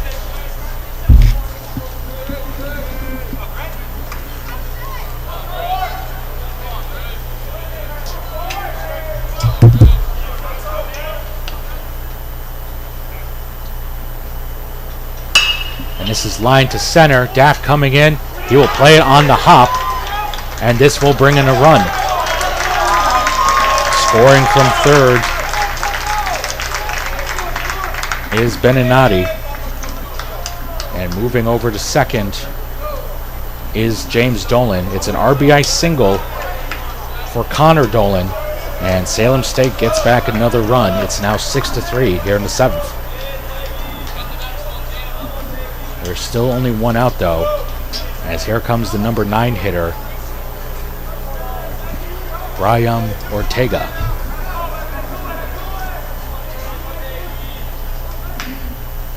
And he takes the first pitch inside for ball one. As the shade has once again crept up on Pelicans Ballpark here in Myrtle Beach for day 2 of the Ripken Experience for Keene State.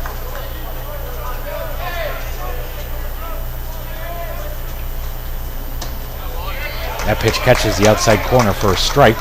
Ortega has struck out and flown out in his 2 previous plate appearances.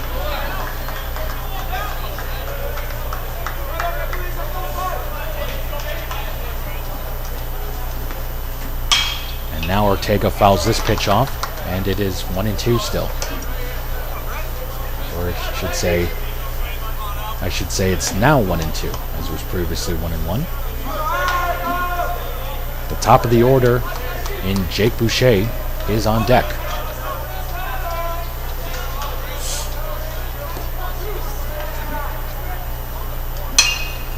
And Ortega pops this up. This is going to stay in the infield. Who will catch it? It is Bion at first with the catch. A big second out for the Owls. You could just hear the communication between all the infielders as to who was going to get that. We did have a scary collision in Game 1 of yesterday's doubleheader between Hamilton Barnes and Junior Santos on a line drive to center field. Thankfully, both of them were able to get up and continue. But obviously, I'm sure Justin Blood, the head coach, trying to avoid any further collisions and is urging his players to communicate as much as possible. So 2 down, it's back to the top of the lineup for Jake Boucher as he takes strike 1. Boucher has a single, a walk, where he then scored a run later in the 4th, and then he grounded out in his last plate appearance. He's got runners at first and second, so he is the tying run. This next pitch is fouled back, and it's now 0-2. Shea, Zena trying to get out of this inning and keep the Owls ahead.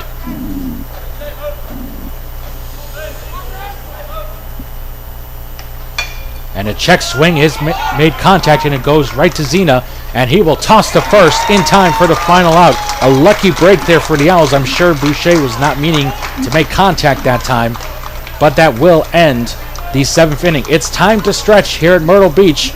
Keene State leads Salem State 6-3.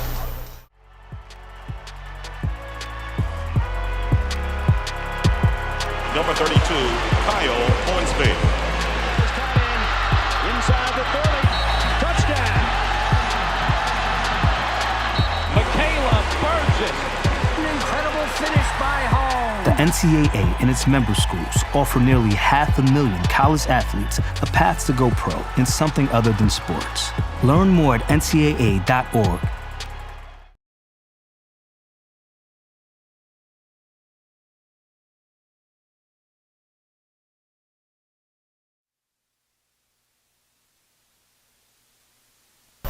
A new pitcher is in the ball game for Salem State, and it is senior Brock Pear of Lowell, Massachusetts. He takes over for Carl Beatrice with his day over as he finishes up.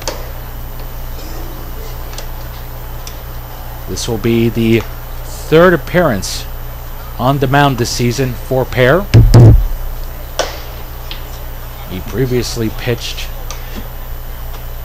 in 3 innings against Endicott. I should say this is actually his only appearance. He did not appear in Salem State's other game against Mount Aloysius. So in his lone appearance against Endicott, he went 3 innings, giving up 4 hits and 3 runs, all of which were earned, and struck out 6 batters in a 7-0 loss for the Vikings.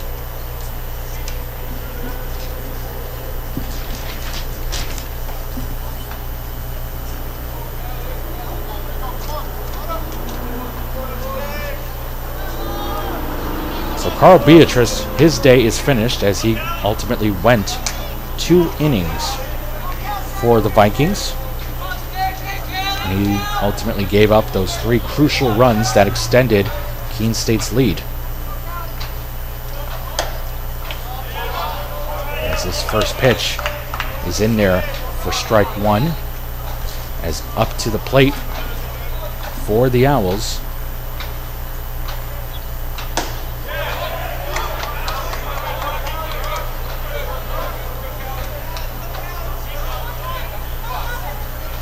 There's another strike that time. And A swing and miss by Evan Calley, and for the third time today, Evan Calley strikes out as we have one out.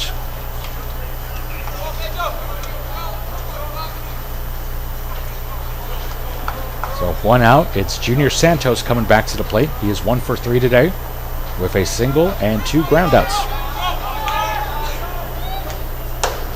First pitch is high for a ball.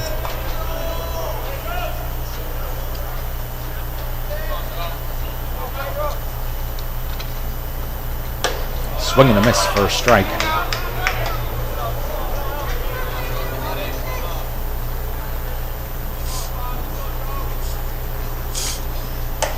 And that time that pitch is inside for a ball.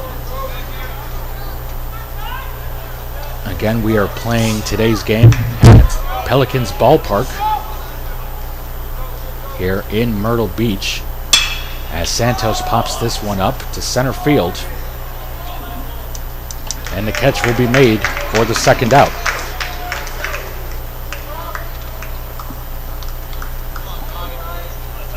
Catch made that time by Bobby Jellison.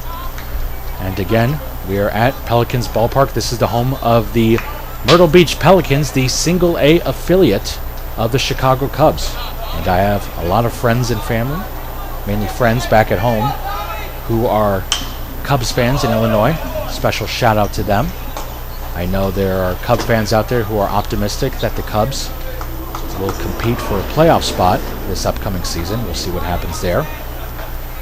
In the meantime, it's the 9-hitter Tommy Ehlers up to bat, as he has had a great day at the plate. He has 2 doubles and a single, and has scored twice, or he scored once. He was thrown out at home the other time on an attempted double steal, as he holds his swing that time. It is now 2-1.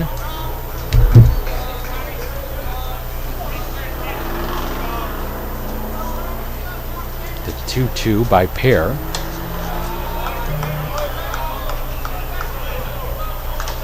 Excuse me, that was the 2-1 pitch.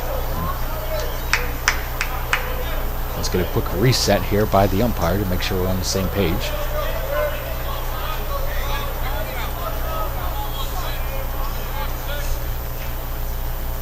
Here's the next pitch by Pear. It is outside for ball 4, so that was with 3 balls in the count. And Ehlers draws a walk with 2 outs.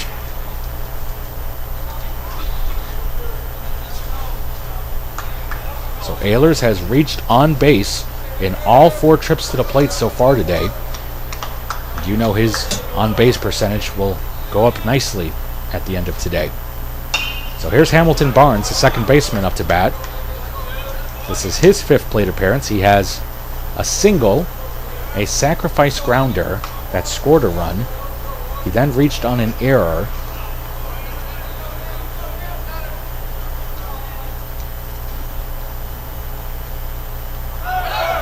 And now here is a stolen base attempt by Ehlers, and the throw gets into center field. Ehlers will hold at second as he has a stolen base.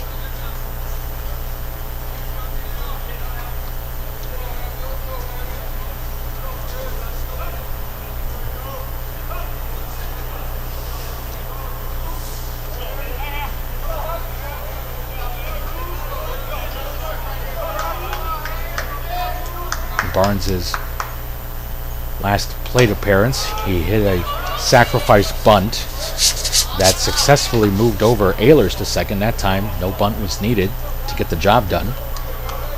But either way, Hamilton Barnes having a successful day at the plate.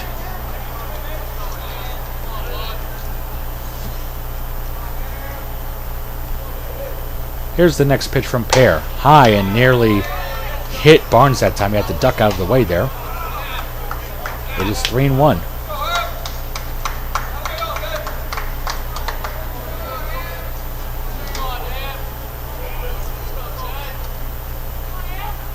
Here's the 3-1. Swung on and missed for strike 2. Keene State would definitely appreciate an insurance run here. Had a 4-0 lead going into the final inning of yesterday's first game of the doubleheader against Framingham State. but still lost the lead and lost the game, as that will fall for a hit, and Ehlers is going to come around from third, and he will score. It's an RBI single for Hamilton Barnes. It is now 7-3, Keene State.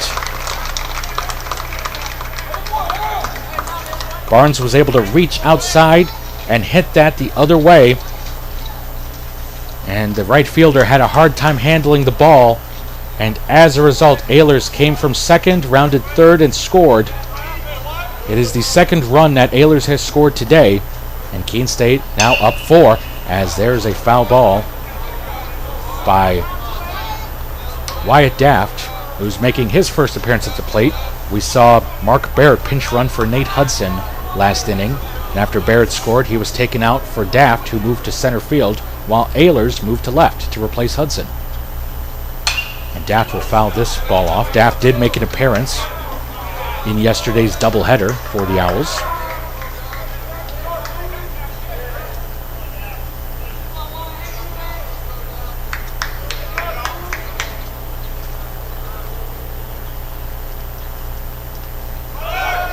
And the runner is going, and the ball is thrown in there for strike 3.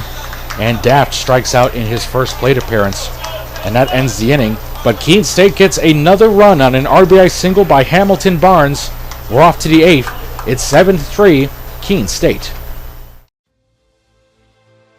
Passion's love. Passion is love for what you do. Because I think when you face challenges, it comes down to how much you want it and how much you love it. Passion is what keeps you going forward. Seeing so many people that were like-minded and so hardworking in their sport and academics, being surrounded by like-minded people makes you want to be more passionate. I think it pushes you to a different level that maybe you didn't think you had, and you can do the best of both worlds and love all of it.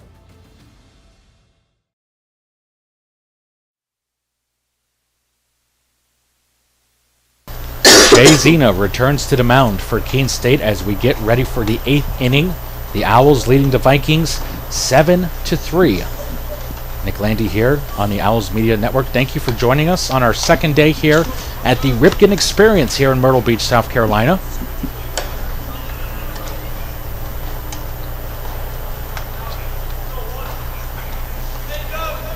And to lead off the 8th inning for Salem State will be Owen Duggan. Duggan with an RBI triple back in the 4th, his only hit of the game. He has also fouled out and grounded out. And now he gets ready for his 4th trip to the plate.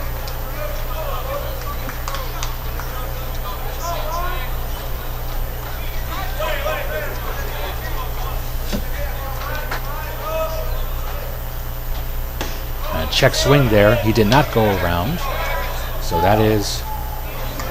And after an appeal, it is determined by the first base umpire that Duggan did go around. So it is a strike, and it's now 0-1.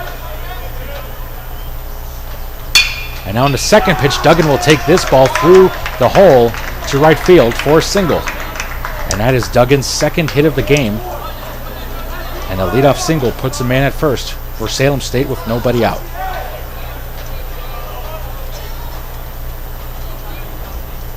And now we will turn our attention to Bobby Jellison, the center fielder.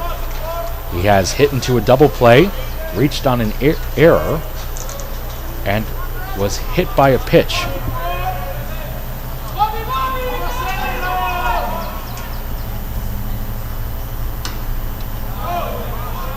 And that pitch is low for a ball.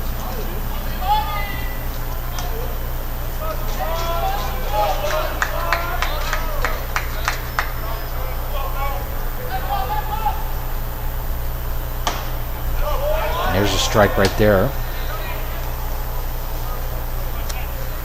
Salem State is coached by Andrew Gummo, the interim head coach for the Vikings.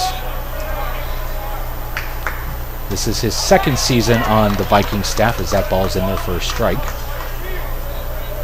He takes over for Jason Falcon, who left the program.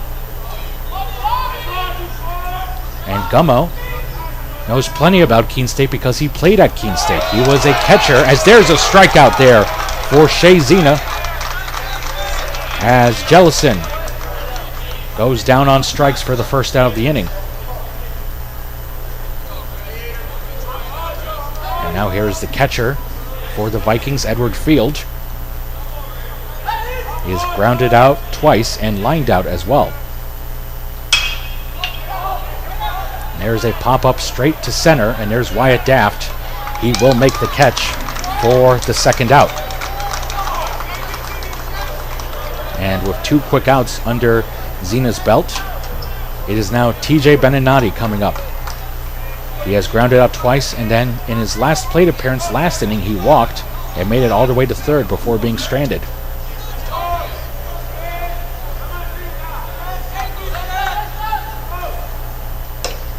And here's the first pitch for a ball.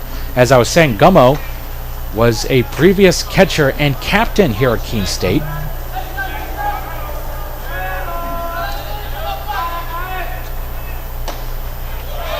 There's a strike there by Zena.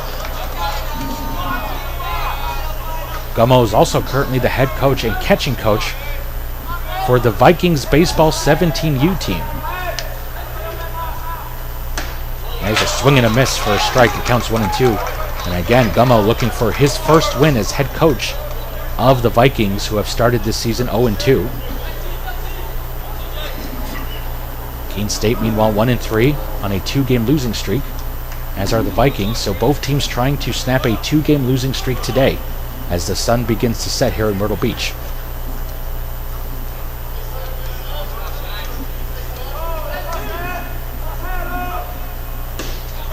And that pitch, and the Owls thought that was strike 3 right there. They were getting ready to walk back to the dugout, but the umpire didn't give them the call, and it's a ball. The count is now 2-2 with a runner at first.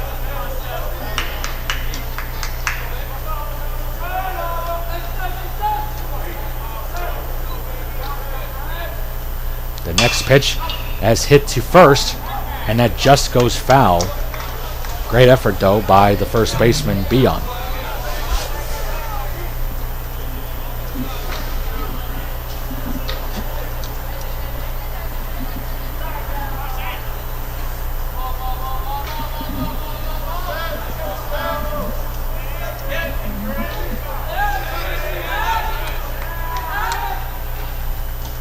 Next pitch is swung on and missed for strike 3.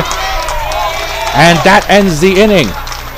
Zena gets out of another inning for the Owls, who are now 3 outs away from picking up their second win of the season.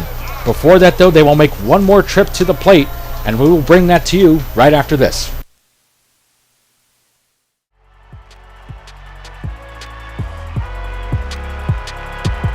Number 32, Kyle Hornsby.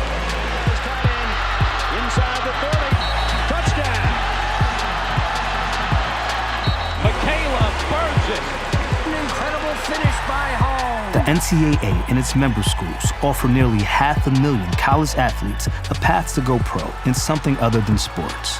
Learn more at ncaa.org.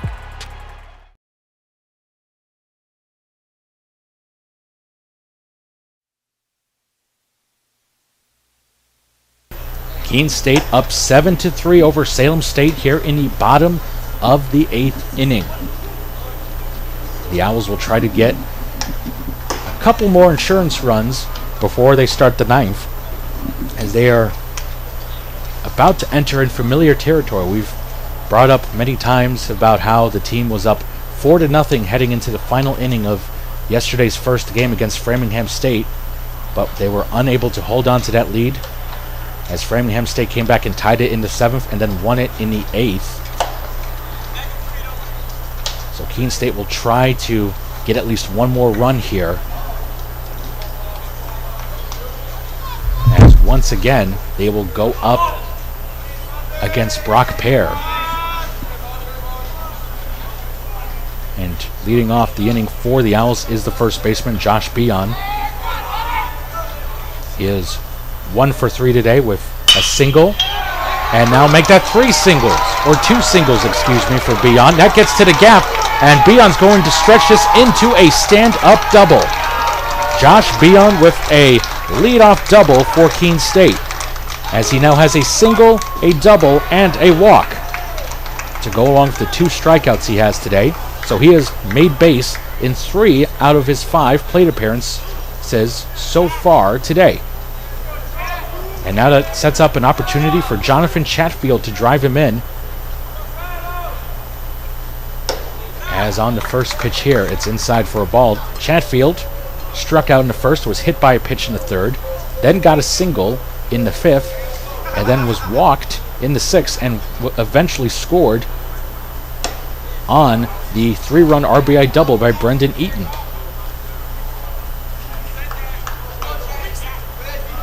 It is a 2-0 count on Chatfield against Pear.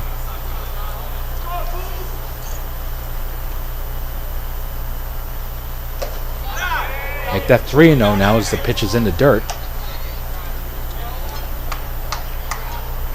And the man who got that big 3-run RBI double for the Owls, Brendan Eaton, is on deck looking to get some more runs batted in. And there is ball 4, a 4-pitch walk for Chatfield as he has walked for the 2nd time today, and he has made base in 4 of his 5 trips to the plate.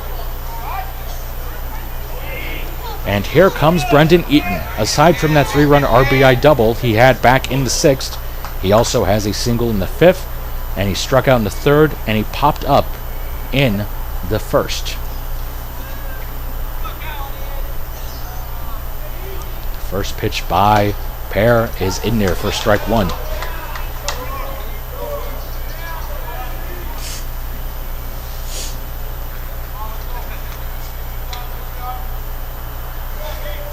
The next pitch is high for another ball. That's the first ball, I should say, actually, and it is now 1-1.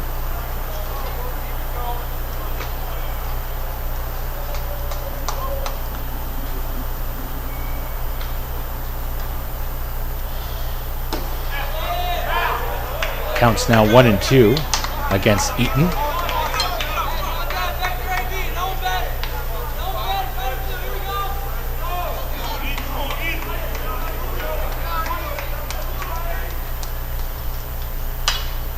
That pitch by Eaton fouled off.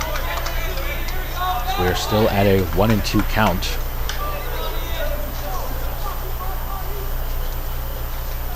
We saw a variety of relief pitchers take the mound for Keene State yesterday, as now the umpires are saying that Pear must take a new ball. As I was saying, we saw a variety of relief pitchers on the mound for Keene State yesterday, so it will be interesting to see who Justin Blood goes with to try to wrap up the game for Keene State in the 9th. And a line drive by Eaton to left field. This is going to get in the gap and roll to the wall. And this will bring in another 2 runs as Eaton now races to third, the throw to third, and Eaton will get tagged out, but he still drives in 2 runs on an RBI double. As Brendan Eaton now has 5, count that, 5 RBI doubles today, and Keene State now leads 9-3. Eaton pressed his luck that time, but a good relay throw there by Salem State, and they were able to get him out at third. But Eaton still ultimately having an excellent day at the plate. And scoring on that last play was both Chatfield and Bion. And now it's Emmett Borenstein up at the plate, but before his at-bat goes on, Andrew Gummo having a conversation with the home plate umpire, and that has ended. They've cleared things up, and now the game may continue.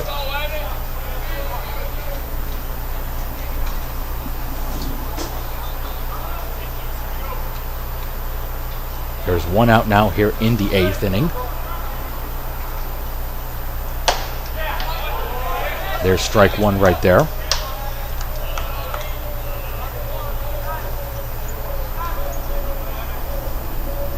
Next pitch by Pear swung on and missed for strike 2.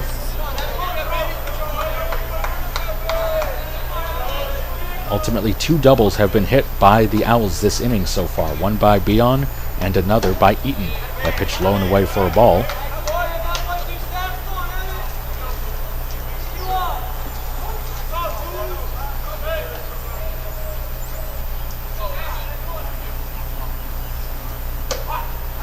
That pitch gets away from Bear.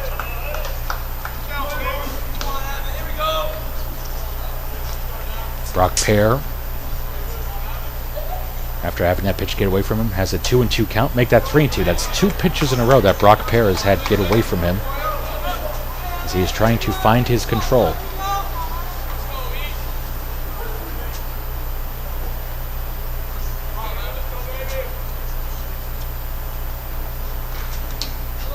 And there is ball 4.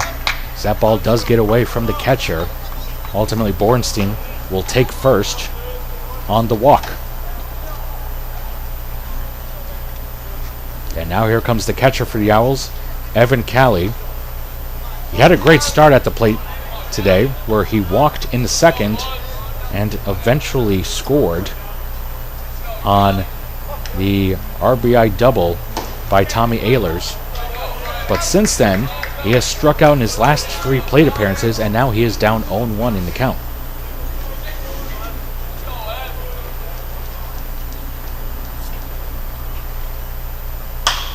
And on this next pitch, he will pop this up in the infield. And this will ultimately be caught by the third baseman, who falls down but is still able to hold on to the ball, as that catch that time was made by James Dolan.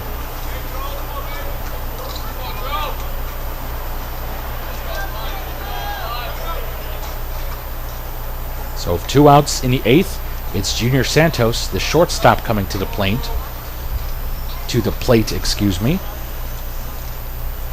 Today, Santos is 1 for 4 with a single, 2 ground outs and a flyout, and he scored a run on that RBI double by Ehlers that also scored in Calley. And the pickoff throw to first is not in time as Bornstein gets back safely. As of right now, due up in the 9th inning for Salem State will be Wilson, James Dolan, and Connor Dolan, as Santos hits a ground ball foul. And again, Tyler Wilson has only had 1 plate appearance so far today. He came on as a pinch hitter in the 7th inning for Devin Fuegan.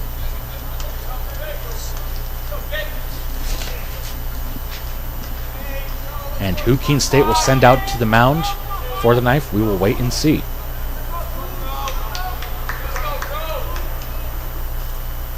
The 0-1 to Santos. Swung on and missed, and it's now 0-2.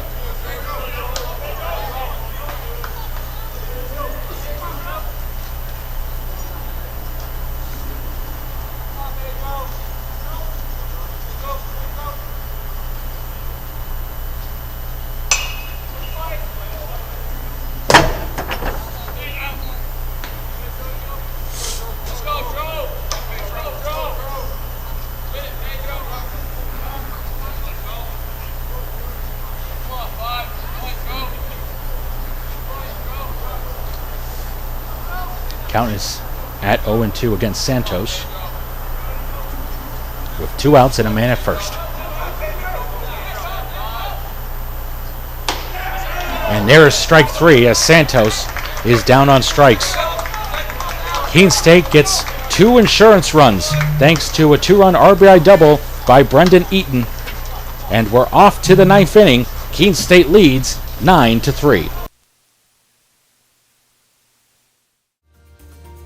I believe sportsmanship is a mutual admiration and respect for your fellow competitors. We all go through a lot to reach the point where we compete against one another. It's important to realize that. So once we're finally on the field or on the court or on the starting block, we look at each other as fellow human beings and not just competitors. Being able to recognize the hard work that other athletes are putting in creates a more positive and inclusive environment.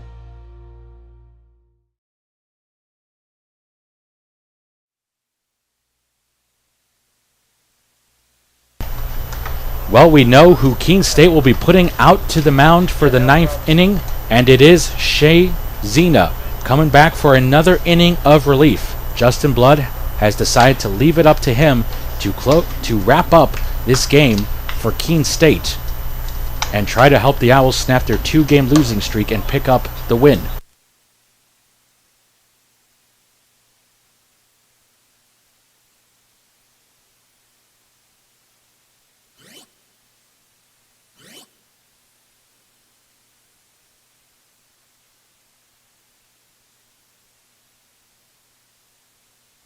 Zena came on in relief for Cantelfi and has been able to hold the lead for Keene State.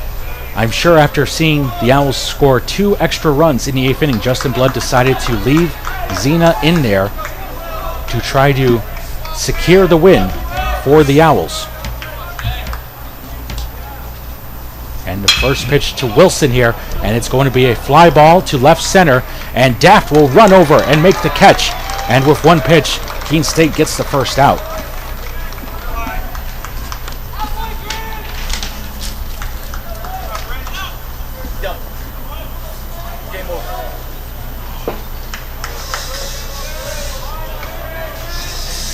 So Jay Zena came on in the 7th after Cantelfi finished the day with 6 innings, and if Zena can get 2 more outs here, he will finish with 3 innings of work today.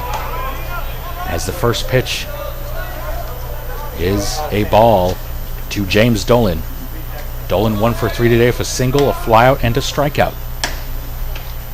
And that one hit did come against Zena back in the 7th inning.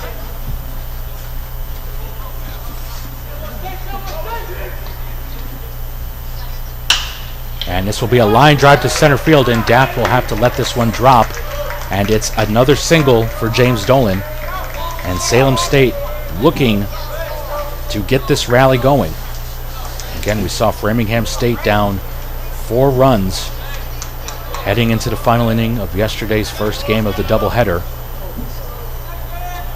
And they were able to come back and win. A little bit of a bigger deficit,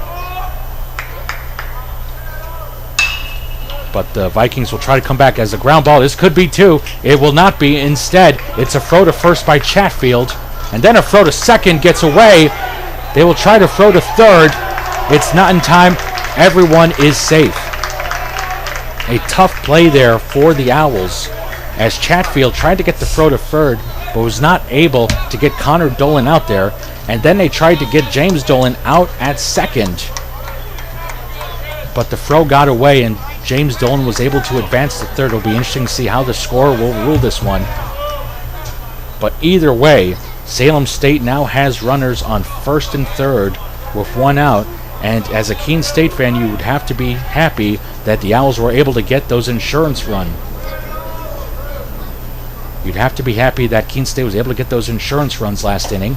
As now here's Ortega up to bat. He checks his swing, but he couldn't hold, and it's strike 1. Ortega 0 for 3 today with 2 flyouts and a strikeout.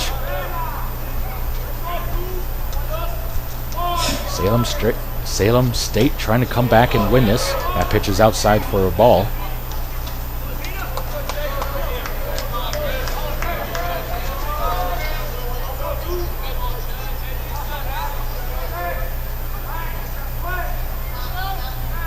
The 1-1 by Zena. Outside for ball 2.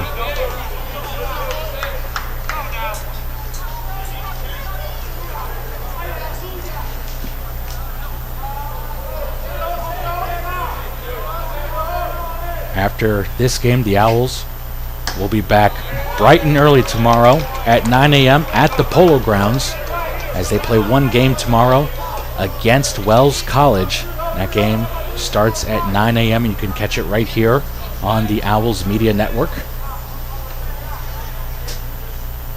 But right now, Keene State trying to lock up this win here as Ortega pops this one up to right, and coming in to make the catch and holding the runner at third. And meanwhile, Connor Dolan goes to second. He's going to get thrown out. That will end the game. What a unique 9-2-6 double play. Incredible. Ortega popped the ball out to right field, and then after the catch was made by Eaton, he froze to home to try to hold James Dolan at third. Connor Dolan tried to tag up at second, but Evan Calley is able to throw him out at home, and Keene State ends its 2-game losing streak by defeating Salem State 9-3 here at Pelicans Ballpark. Stay tuned, folks, because in a few minutes we will be talking to Keene State head coach Justin Blood. We'll be back in a moment.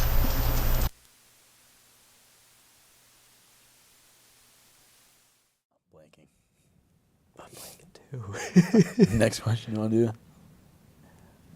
Bro, where's Aiden? Where's Aiden when we need him? What are the other states, bro? I haven't had to take a geography class in 4 years. I didn't study this. I studied other stuff. Hi, my name is Quinn Kimmel. And I'm Ben Stafford. And we're here to play What Do You Know?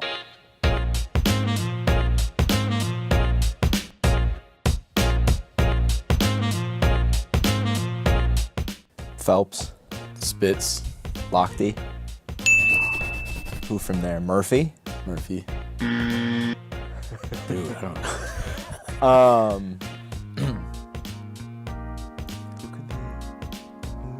Who was always good at the Olympics? Because, like, Michael Andrews in the back of my head, but he's awful at long course. What, Jason Lezak? No. Who's the fourth on that 4x1? Well, I had Garrett Webergill, and then I also had Colin Jones.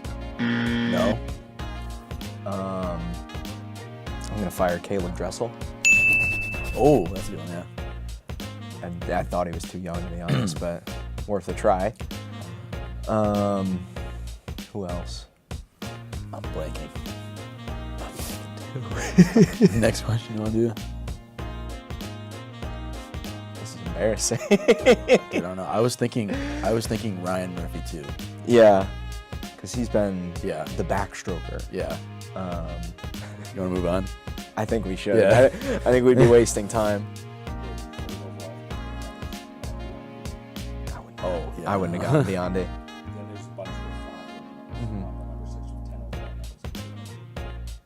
Wouldn't have gotten him.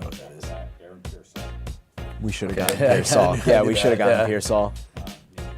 Oh, Nathan! How did we miss Nate Adrian? I don't know, bro. That's crazy. Okay. Don't know. We should have got Adrian. Vaguely rings a bell. I think I remember Dave saying something about Yeah. him. No, Adrian, bro. I don't know how we did that.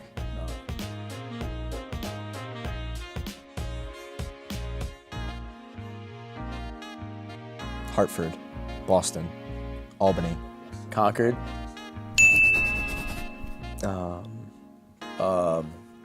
Not Portland. Is it Portland? Is it Bangor? All right, let's go Juneau for Alaska because that one's in my head right now. Tallahassee. Good. Atlanta, Georgia. Dallas.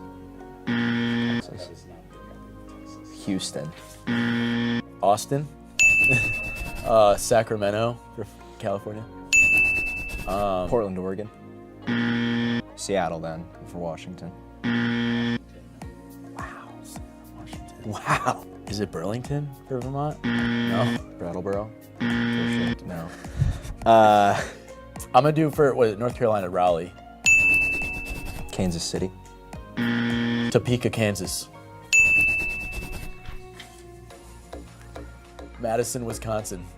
I don't know. Chicago. No. Oh wait, what is Indianapolis? What's Illinois? Bro, where's Aiden? Where's Aiden when we need him? Salt Lake City, Utah. Nice. Denver. Baton Rouge, for Good. Louisiana. Go Tigers. What's Kentucky? Louisville. Fair guess. I'm trying to think. Omaha, of Nebraska. What are we missing? It's the capital, Wyoming. Oh, I know Carson City, Nevada. I have no idea what North Dakota, South Dakota is. Des Moines, Iowa. It's Des Moines, but I'll give it. Shout out Thomas. Yeah, literally. What else am I? New Jersey. Newark. Newark. Jackson. Little Rock, Arkansas. Montgomery, Alabama. Bismarck. North Dakota. Bismarck. What about Washington, D.C., the capital of the The U.S. Oh God, Honolulu for Hawaii. Phoenix for Arizona. What is Maine, though? It's not Alberta. Oh, it might be Alberta. No? Oh. And it's not Bangor. Oh, Augusta, Maine. Augusta. Augusta, that's what it is. Okay. Let's go. We are way Hannah, off. Montana. I don't know. Michigan. Oh, Lansing, Michigan. Lansing, yes. Rhode Island. Oh my God. It's Providence. Rhode Island. Columbus, Ohio. Where's Tulsa? Is Tulsa one of them?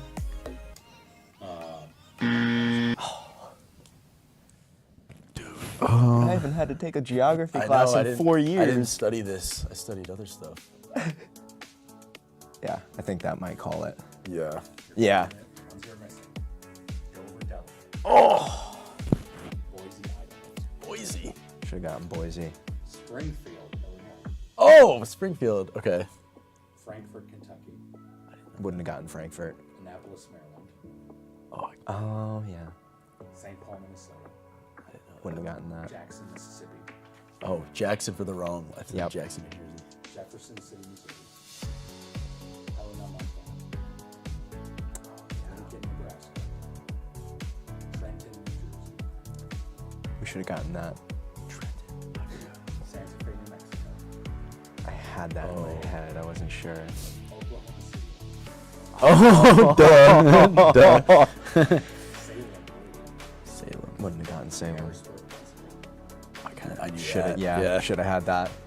Columbia,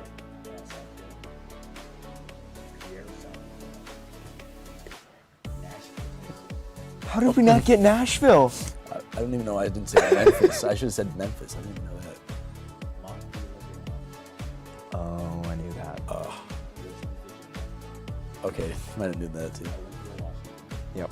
Charleston, West Virginia. Yeah. I should have known Charleston because Cheyenne. Tyler was just in Charleston. Yeah.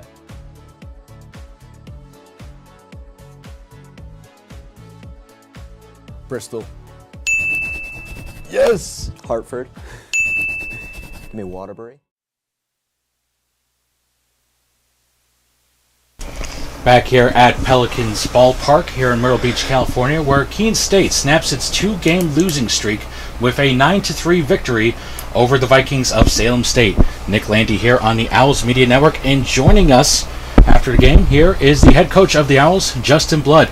Coach, a lot has changed over the last 24 hours since the doubleheader from yesterday. Just has to feel good to get the bad results from yesterday out of the system and get a nice win today. Yeah, it's a good result. The end result definitely feels much better than yesterday. For a good chunk of this game, it felt a lot like yesterday, though. So we finally were able to put together some better at-bats with runners on base when we needed them. And Brendan Eaton had a couple of good at-bats, I think with 2 strikes both times. So, yeah, hopefully we can start to swing the momentum in the right direction offensively. And that's one of the biggest differences I saw today compared to yesterday's. That just seemed like the hits were just much more timely. There were still some runners left on base. There was that bases loaded situation the inning before Brendan's big hit that they weren't able to get runs across. But what did you ultimately see different from your hitters out there today? Yeah, I think kind of like we said yesterday, it's experience, and it's that's probably why you see Brendan Eaton ended up getting a couple of those big knocks today, because he's been through this before, and it is baseball, so success rates aren't as high as we want them to be. So he's not going to get a big hit every time he's up, but he had really good at bats when we needed him most. And I think for these younger guys, it's really just going to be getting more opportunities, and they're going to fail. But the more opportunities they get, the more comfortable they'll get, and as they get comfortable, they'll be more successful. And then we got to talk about the other big story here, Daniel Kentafi. First start on the mound, first win. How impressed were you with what he did out there today? Dan was very good today. He threw strikes. He spun a good breaking ball. We're hopeful that he is going to develop his changeup, so he'll have a third weapon. But I think that the sky's the limit for Dan. He's a big kid. He moves really well. He's got a feel for his stuff right now, and I think that in a year or two he could be a very big piece to what we're trying to do here. So that was very encouraging. Seemed very comfortable and poised, and got some ground balls when he needed to, got some swings and misses when he needed to. So yeah, you can't complain about that start, especially his first in his career. And then we also have to talk about Shea Zena, who came on for 3 innings of relief after Dan and was able to hold the lead for you guys. After an up-and-down day for your bullpen yesterday, how huge was that to see from Shea, not just from a performance perspective today, but also in terms of just keeping your bullpen fresh for the rest of the week? Yeah, we have a lot of options out there. We still have a lot of guys we want to get on the mound this week and see. Shea was very good today. We needed that. I think Shea just has a toughness about him. I thought he did a great job against Trinity. It was in a game that was kind of out of hand, but he did a good job of putting some fight back into our dugout. We used him in a pinch hit role yesterday, and wasn't available. So again, I'm learning stuff as a coach too of what's more important, having him available for a late inning mound appearance or a pinch hit appearance. So I'm certainly going to continue to make some mistakes there as well. But he did a great job, and again, he's tough. He's got good stuff, and we needed this win, so we were just going to roll with him and let him finish it. So ultimately, it was a successful bounce back for you guys after a tough day yesterday. And baseball is one of those games where if you have a rough day and you can't figure out how to get out of it, it can just get mentally much more difficult for the players out there. So as a coach, how do you personally educate your players to be able to overcome a tough day like yesterday and make a quick turnaround to having a more productive day today? We just try to explain to them. I mean, this is how the game's truly meant to be played. You look at the big leagues, obviously, minor league baseball, college baseball, even to a degree. You play 3, 4, 5, 6 games a week. So it's a marathon. It's not a sprint. Lacrosse plays 1 game a week, 2 games a week. They have everything on the line once or twice. If you let things pile up on you in this sport, it'll bury you because you're going to have a lot of opportunities every week, and especially on a southern trip like this, where we got 8 games in a few days and then 2 games on the back end when we get home. You need to stay more even keel and just ride out some of those highs and lows. And oftentimes when you think you're at your lowest, that's when that positive wave is coming, and you just got to keep working and staying with your process and waiting for it to come.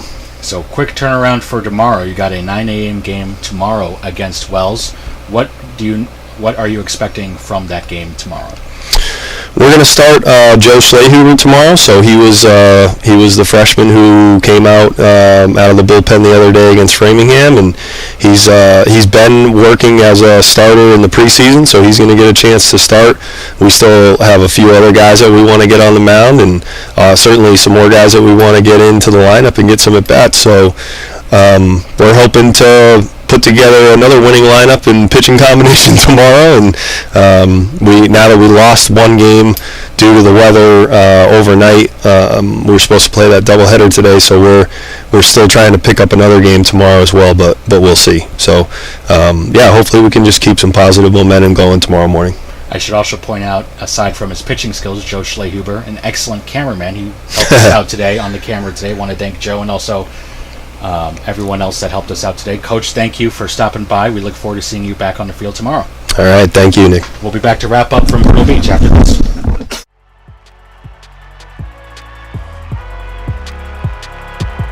Number 32, Kyle Hornsby. Inside the 30. Touchdown. Michaela Burgess. An incredible finish by home. The NCAA and its member schools offer nearly 500,000 college athletes a path to go pro in something other than sports. Learn more at ncaa.org.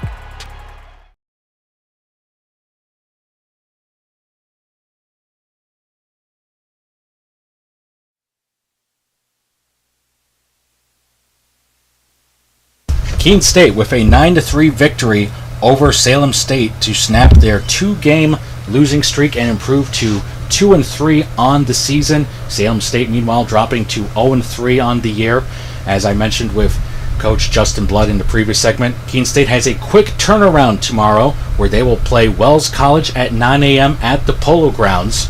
We will have that game right here for you on the Owls Media Network. Want to thank Joe Schlehuber and Brendan Muse for helping out with the broadcast today, as well as everyone else who's been able to help out here at the Ripken Experience. Again, we will be back here tomorrow at 9 a.m. for Keene State against Wells on the Owls Media Network. This is Nick Landy signing off. Have a great rest of your day. You have been watching a Keene State Athletics broadcast on the Owls Media Network. Please tune in to our next broadcast, and thank you for watching.